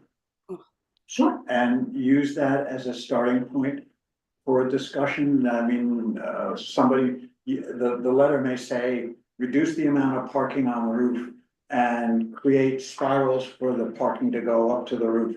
And somebody may say to that, that's a really crazy idea, there shouldn't be any parking at all. And we can have that out, whether that stays in the letter or not. So you're but saying it's this starting is a point. 2-meeting discussion? I think so. Okay. I wanna get Jennifer's idea first, though, before we leave, just so I can put it in. Said it's not unique, it's just the, getting people from the cruise terminal across without them having to cross the highway, because I walk the High Line so much, I love having an elevated space where I don't have to deal with cars. I just figure if we could do something along those same lines, In addition to the DeWitt Clinton connection, which we're also gonna stress. I mean, it could be in addition to, it could be that it's just, a way for people to cross that doesn't involve the traffic that It doesn't conflict with the, right? So maybe they leave from like the second floor, because it's multi-floor, so like maybe the Ubers come in on the first floor and then. like an airport, pedestrians we're leave on saying, the second floor, airport, yeah, like an they're airport. separated out. That's good. Is that vision 2 pedestrian bridges, one at DeWitt Clinton Park and one further south? At 88. I mean, it could be Between however. 90 and 92. With an elevator on the east side of the avenue, so people don't have to walk downstairs. I mean, we're spending money, let's spend it. Yeah, I mean, it should have some, it should be accessible for anyone to be able to use it. Yeah. Christine, I'm sorry, did you start to say something? Go ahead. I thought I heard. you. I was saying, I don't know what your letter is going to look like, but I was going to Me send neither. a whole lot of text. And if you want to put everything in, an appendix, that's fine with me too, which is maybe a format you want to do, whatever. But I'm going to send you the, some details. Okay, we can work together on whatever, if you wanna just, so I like Marty's idea because I can work on a letter. Or a framework, yeah, and then we can kind of get together with, and we'll put in the transportation stuff, we'll put in what we talked about. You know what, Janine? Can you go quickly forward real quick, just so I have a memory? I can always look at this, well, not Esplanade, okay, keep going. Line sidewalks, we said that, or Esplanade. Pedestrian overpass, we get shuttle buses, I have that on the footprint. Question on the pedestrian. Do we entertainment plaza? Public art, yes, we'll put that in, of course. Sorry, Janine, just pause on that. Go ahead, Roberta. There's no space for an entertainment plaza, why even ask for it? Well, do they want to create one? Thinking about the pedestrian overpass, just does the Pier 86 bridge, does that have any accessibility modifications? Because that might actually, if we're thinking about things that we would like and the fact that it already exists, can we make it accessible? Like I mean, Marty, there's like a ramp, is it but sufficient there's for? not, I mean, it takes you all the way Yeah. back. Okay, now I. You're talking about by I've Intrepid? honestly never attempted to. Yeah. Okay. Yeah, it's old school, the way that they. But that's what Hudson River Park Trust said, because of the accessibility component. It's not just a ramp, it's such a big footprint. Yeah. On the both sides, on the bottom, that it's not, people think, yeah, let's do the ramps. But it takes you. Like we're doing Clinton, it would make sense, because you're already elevated, and you wanna go to the park, or you wanna go somewhere, but, you know, we can explore that further. I mean, Marty was mentioning an elevator as part of something, and elevators are so expensive as capital projects, that feels like an insane thing to say, but if that is, you know, you have people with luggage and they're coming through Pier 86 already, does it make sense to at least take a look at that and see if that might be an option? It could be Pier 86, it could be, if you have a separate one on Pier 88, it could be the DeWitt Clinton, but other ways for people, like there is already something there, so I'm curious if that makes it any easier. And Christine, I just remembered, you know, Oliver put in, that they talked to the Route 9A study. That they at least have their eyes on, Yeah, the other project, yeah. yeah. Oh, you keep going, Janine? I just wanted to finish for myself. Sorry. Oh, what do we wanna see that any space activated? That would be Pier 92. Is No, that what this? well, it could be this anywhere. Retail and stuff, I mean, where, It could be anywhere. Do we care? Or we don't want people, we don't want retail. I think it's been really successful where at least I've seen it in like Hudson River Park. It's nice to have, but I don't think it's like if you are local, it is maybe nice, but it's not a huge, you know, desire for anything. Yeah, I think. If retail takes away from widening the Esplanade and making it possible for the Esplanade to be used in a more beneficial way when the ships aren't in port, then I don't want the retail. Not necessarily interested in retail. I think also when they showed us, other cities are configured a little differently, like the way their ports are, it was like on the side and it goes in. This is like, there's a highway separating. Yeah, we're limited. So it's very limited. Okay, keep going. What about, I mean, Oh, if it was like in the terminal itself, just for like passengers, right? Are you talking about internal, like? No, this is I mean, outside. Yeah, okay. For us, Is it- for community. That's just outside Yeah. retail? Yeah, okay. But Marty's point about the footprint, like, But if you it's could- there. But it should be inside, if they're gonna do it, Yeah, it should be inside the terminal retail. Inside. I certainly am not in favor of temporary retail. I think they it's meant- I'm messy, sorry. It's just look at the entrance to Central Park on Columbus Circle. The temporary retail there is horrible. Yeah, I think they were talking about like flea markets, like every, you know, or a farmer's market thing. I think that's what they were saying, that's temporary retail.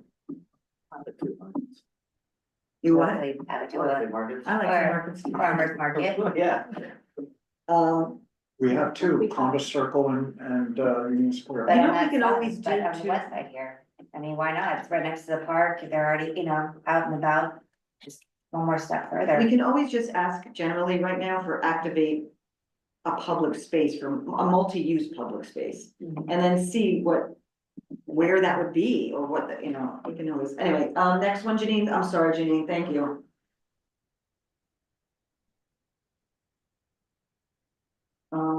That's part of the same discussion. Yeah. I think, it would be, we can. I mean, I don't know if they have room, but restaurants and along a lot of other parts of the Hudson, do really, really well. Especially if they put in the private boat basin, like the boat basin, that's always good, I mean, we can talk about, we can ask that, there's a floor. A lot of commercial, I mean, there's businesses there. People go to lunch. I mean, I work down by Tribeca, but there's tons of restaurants along the river and they do very well. You know what does well? Have you guys been like 72nd Street? Yeah, I That- go there all the time. It's Well, great. Yeah. Did you have the blue lemonade? Oh, Leo loves the blue The lemon. blue lemonade, I'm telling you, it's great, and we go all the time in the summer, it's great, Yeah. so maybe, okay. Potentially. Yeah. Okay, keep going, Janine. I mean. A few more guys, I promise. Just say, All the raw materials are now. Next one, Janine, keep going, sorry. Obviously seating, bike corrals, oh, that's what, like the bike parking, Yeah, I'm putting that in. okay, awesome. How about, and also, I like the idea of the, long-term bike parking. Who's the bike parking for? If people are going to the park maybe, Oh, like- or if they're bringing their luggage to the, it's like Brad said, No, without but the it's car, also put the the luggage green. on their back, ride their bike to the cruise ship. No, I'm just kidding. Sorry. But also it's the greenway, because if there are Yes. restaurants and activities and you are coming up the greenway, you want to Correct. park your bike. Yes, I guess the question is, when you say long-term bike parking, you just mean a couple of hours. I don't envision that. people overnight, Use this overnight. okay. Fair. So bike parking to use the, Yeah. whatever activities, like Right. Christine said. Like if we're gonna get the blue lemonade, we'll ride our bike to get the blue lemonade. Next.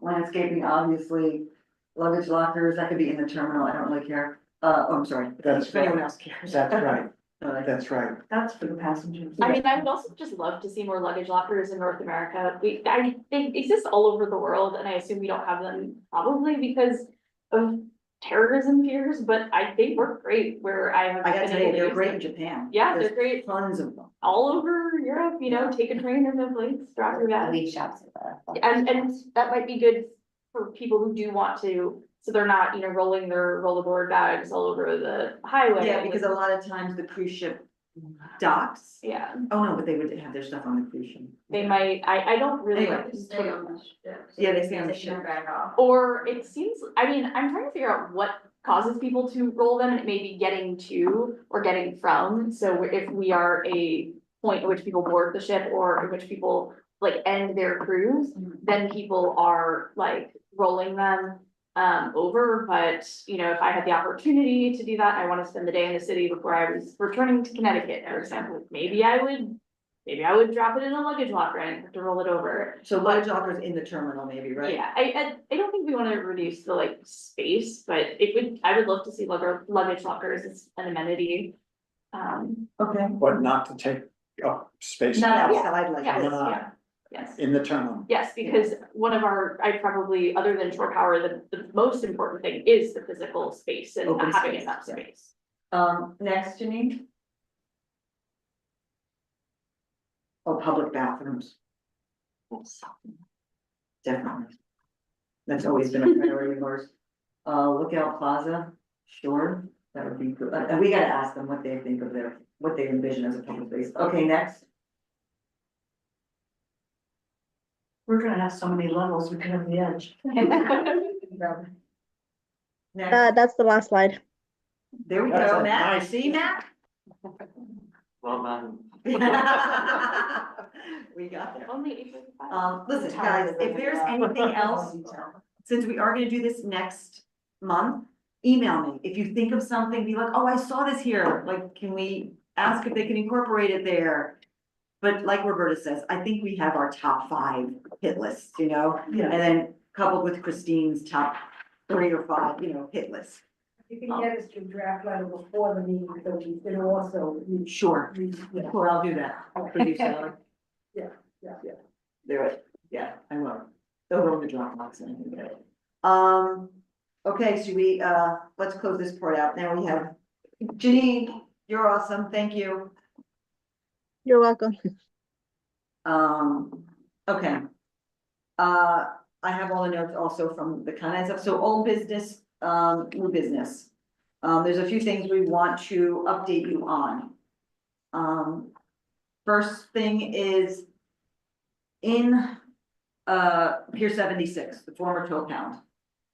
The governor did put in the state budget, a lots and lots of millions of dollars for renovation of that tow pound, which is great, great news. I have the exact number that Robert Atterbury texted me when it happened, because he was so excited. But that is great news. It's certainly though not enough for the whole renovation. It might be maybe half, maybe a third. One thing that maybe we can write a letter on, or we can talk about, is asking the city to match it. Or asking the city to contribute in their budget and make it be a line item budget for them too. We will also talk to our council member about that as well. When I talked to Hudson River Park Trust about this great thing, listen, we don't know if it's gonna pass the budget up in state, but it's great that it's included already. It's already in there for people to discuss. They said, if we ask the community board one thing, ask the city to match. It will get us, it will be a huge pot. So if I can have a motion for a 2-paragraph letter on, this is what Governor Hochul did. This is what we're expected to be discussed up in Albany. Can the city please match this so we can get that tow pound, that former tow pound, into an active space and start designing? I'll make a motion for that one. Great, second? Second. Thank you. Okay. And that becomes part of next year's district. No, because our statement of district needs is ultimately, it might be if we're asking for it, but It could be one of if our. you're asking the city, sorry, I was thinking if you were asking. Yeah, because I brought that up and it was like, oh no, we can't because it's state funded. I mean, if we're asking for state funding, we wouldn't be yeah, our but statement of this district next needs, round- but if you're asking for city funding, sure. Right. So, show of hands, is it unanimous? Yes, no, I think we abstain? might be Great. peony on this, because I Oh, helped put together the state budget, though not on parks. okay, so So it's I'm gonna- it's a city letter to the city, maybe, I don't know. I'm, P&E, yeah, I don't oppose it, but just for, no, totally. Complexity. The next update is, Marty and I sat with, today, with the bid, Hudson Yards House Kitchen bid. And we heard a presentation from Hudson Yards Development Corporation on Bella Abzug. Can you put up, Janine, that last bad cell phone picture I took today, since we don't have their. Okay, Um, 1 second. So, I don't know if you guys remember, but, we had a presentation from them in, I believe it was March of 2003. My memory's not that good, but I just looked at the letter today, so that's why I'm pulling it out. And it was this wonderful design of the children's playground, if you guys remember, it had a water feature, it had bathrooms, and it was marble, it was absolutely gorgeous. And we really didn't have many comments, it was so great. We asked for more trees, larger trees, and they said they're putting them in. We asked for, the theme of the park, it looked like San Francisco or something, we asked it to be New York, they changed the design, it's very New Yorkish now, which is cute. Things They had like, the Golden Gate Bridge instead of. yes, that's what we said, remember? They Looks changed more it, like the George Washington. now, yeah, they We're like, changed that's it, the GW, but even the color was wrong. yes, they changed it. They are adding, we asked them to add water filler stations for water bottles and doggy They said filler it's there stations, already. they said they did it, they put it in. They couldn't give us our solar lights because of the DOT thing, as I said before. I don't wanna activate Brad again on it, but that's what they said. And the one big thing though, and Christine, you might be interested in this too. The one big thing, this is my bad cell phone picture, but I took it quickly. Can we blow that up by any chance? Janine, I don't know if you can. Look at the spring. Can you see it? Okay, so the northernmost part of this park, which is here, right? This is what we're designing, this is what's going to be done. It's funny, because we just talked to Port Authority yesterday about this, and that's gonna be the next item on our list. But now they realized, or came to an understanding, they need to vent, they need to have a big, huge, I think it's pretty giant, building to vent the Amtrak the tracks below, not active like it would be for Port Authority, because there's traffic under there and that needs to be exhaust vented. This is more for emergencies. If there's a fire on the tracks, if there's an electrical problem, it has to be vented. So they said, thank goodness, they first thought they would have to put it, and that's this building right here, see that? It's a pretty big footprint. They first thought they would have to put it somewhere in the park, which would really stink, because it would take away the park. But then, as they did some configuration, they had this plot of land which is off the park that they're gonna use it for, which is tremendous because it saves our original design and space in the park. They're gonna come to us, they will present on this to WPE, I believe they said April or May. I didn't hear that. Because they had to go to. I'm looking forward to having you see it, because it was a nice presentation. Yeah, and I mean, what they were talking about, it's gonna be, the construction of this building is gonna be, I think, 6 stories. Am I right? No, I thought it was taller. Taller than 6 stories? So I said 6 stories, so it's going to be fairly significant. But they were talking about, it looks like this with waves of metal and lights are reflecting, I mean, it was what you would think from a private developer. It was very high end, it was very we were like, that looks great for events, like it was kind of like the Rolls Royce of events. It felt like it. So, it's like this, I mean, that's how big it is. And they're gonna put trees in front, and they're gonna. The artistic, I guess, design behind it, kind of, I don't wanna say it was a little beyond me, but what he was explaining was, seemed pretty cool. And like I said, I asked when they came, can they at least show us a visual of what it looks like, because the description was neat, but to see it would probably be better. But I just wanted to bring that update to you guys, just to show that they're on track. Everything is great, all except for the solar lights, everything we asked for, they said yes. And they put it in, which is really nice. I mean, we didn't ask for a lot, the design was already pretty tremendous, pretty fantastic. But That's for maybe block, is it block? this is it, this is the northernmost. Okay. one. Six. Yeah. Six, yeah, I think this is it. Christine, by the way, I'm glad you're still on, because you and I, we should talk about this, because I was asking them Port Authority related, not related questions, but kind of like venting. Which leads me, the reason why I asked Christine, because she was on the meeting, which leads, sorry, do we have any questions on that? I just thought the building, is it just for venting? Yeah, that's it, That's yeah, all? and maintenance, and their maintenance, they're bringing stuff in for maintenance, but it's only for venting and maintenance of that venting, there's no like retail in it or like Yeah, just. residential or anything like that. Could end up being a sculptural thing like the salt shed. That's exactly what they were kind of looking for, because well, I'll get to the next one, like you could put a mural on it, but I think they're looking even bigger than just a mural, they're looking at it as an architectural kind of highlight. Great. Yeah, that would be kind of nice, at least that's the impression I got, they were looking at it as such. They weren't happy with it either, but it's kind of a necessary. Who's designing it? What was the name of the design company? No, that's That's this one, there was a design, I can get you who was designing it. So that was the update on Bella Abza. Again, they're gonna come, we'll see it, but I just wanted to tell you guys, just so you're in the know. Oh, I'm sorry, they're also including public Wi-Fi, which we asked for too. So in the park, we'll have public Wi-Fi. Let's see, the last thing is, we had a meeting, when I say we, the Port Authority Bus Terminal Working Group included myself and Marty in yesterday's update. So do you guys remember, of course you remember, the Port Authority project includes 2 large deck overs, which are going to be public space. Eventually, it's a long time coming, but now they're saying kind of the same thing that Bella Abza, really weirdly, in this span of 2 days, the same problem.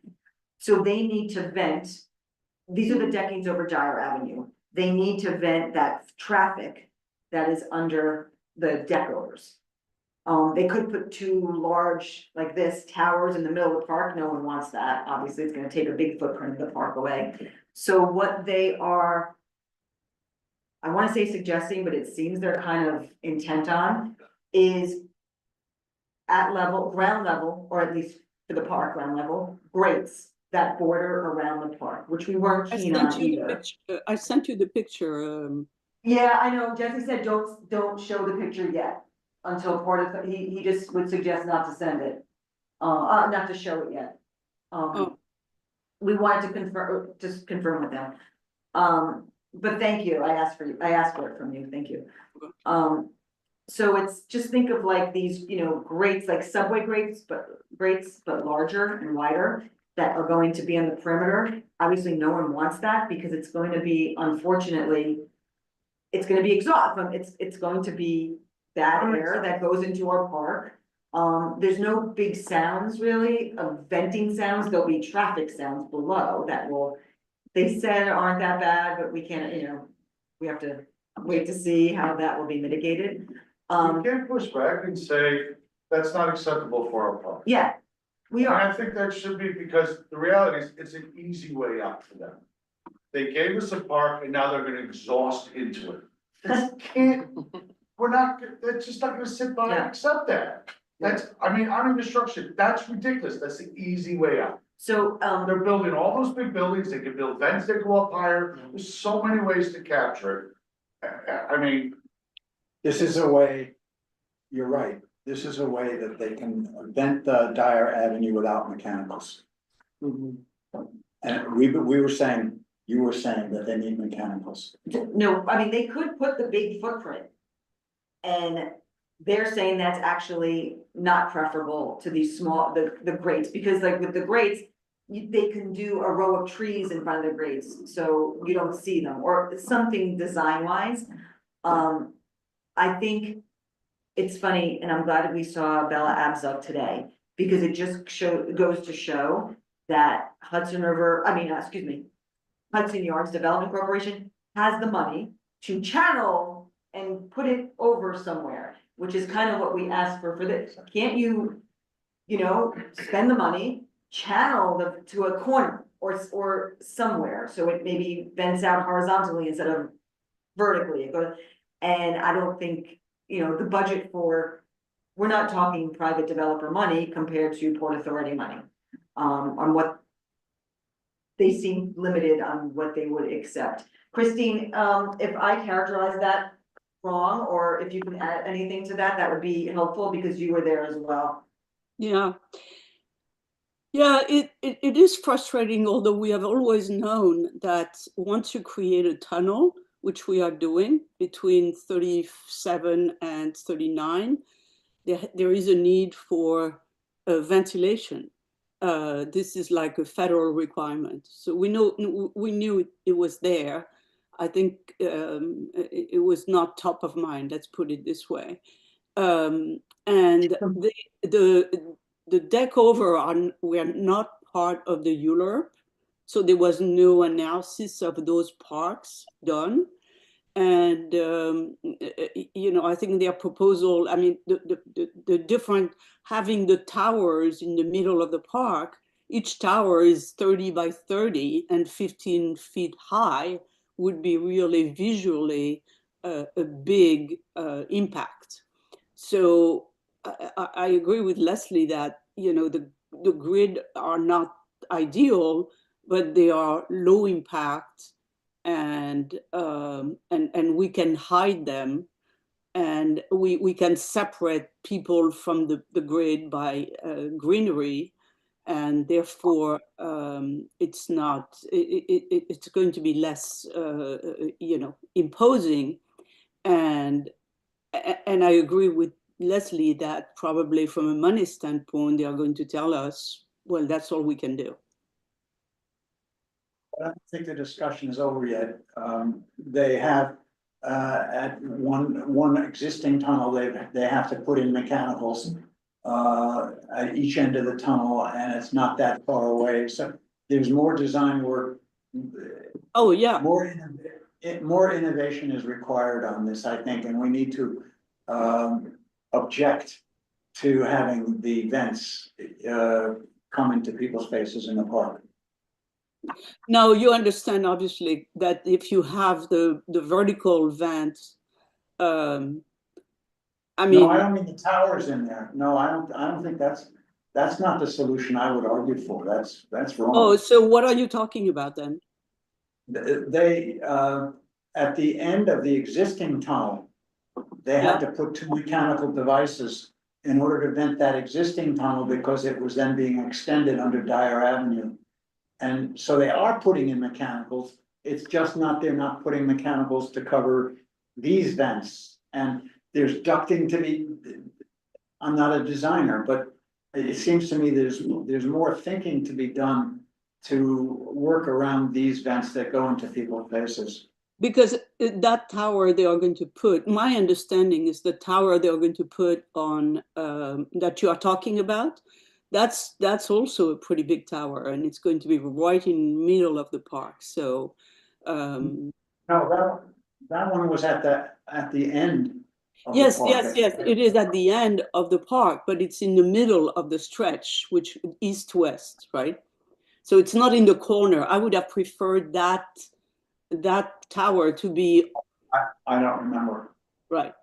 So anyway, yeah, I think. We can explore with the working group. We can Right, definitely we explore it can more. look at further options if we have further options. Yeah, but I just wanted everyone here to be in the know of like what we're doing and on top of it, and share as much information as we can. We've had too many meetings together this week. Seriously. You guys are This killing is the second time I've seen Marty in person today. Con Ed, that's fantastic. That what? You went straight to Con Ed, that's Yes, fantastic. we're not fooling around with short No, term. sure, that's. Right to Con Ed. We want to get the truth. That was impressive. Okay, so I think that's it. If you guys have any questions, there's no, Chris, I just want to make sure if you have anything, I know you're online. No, we're good. Vance, Bella Abza, gotta go in. Don't want obstructions. Okay. I don't know if you guys saw, our former chair sent me an email about DSNY using drones now for garbage removal, the whole drone fleet. It's coming, it's good to see, but they need a place for it. They need a place for the drones go. I think I sent you though, I think I I think sent. you might, you're 92, you're saying, right? Yeah, I sent you, no, about the DSNY, what their whole drone program are rolling out. Oh, I see, you just said, I didn't see, okay. What are the drones? I can't wait for a drone to crash carrying 200 pounds of garbage on our heads. Fines. Janine, is there anyone in the public? You didn't put it out, now they give you a fine? Oh, wow. Like the whole No, nobody in public. collection. Okay, guys, do I have a motion to adjourn? You got one Great. for me. Oh, we want to stay. I think you want to stay. I Not, it just wasn't don't that bad, want was it? Not at all, All right. I was getting worried. Thank you, everybody. Janine, Okay. thank you so much. Christine, Christopher, thank you. Of course, thank you.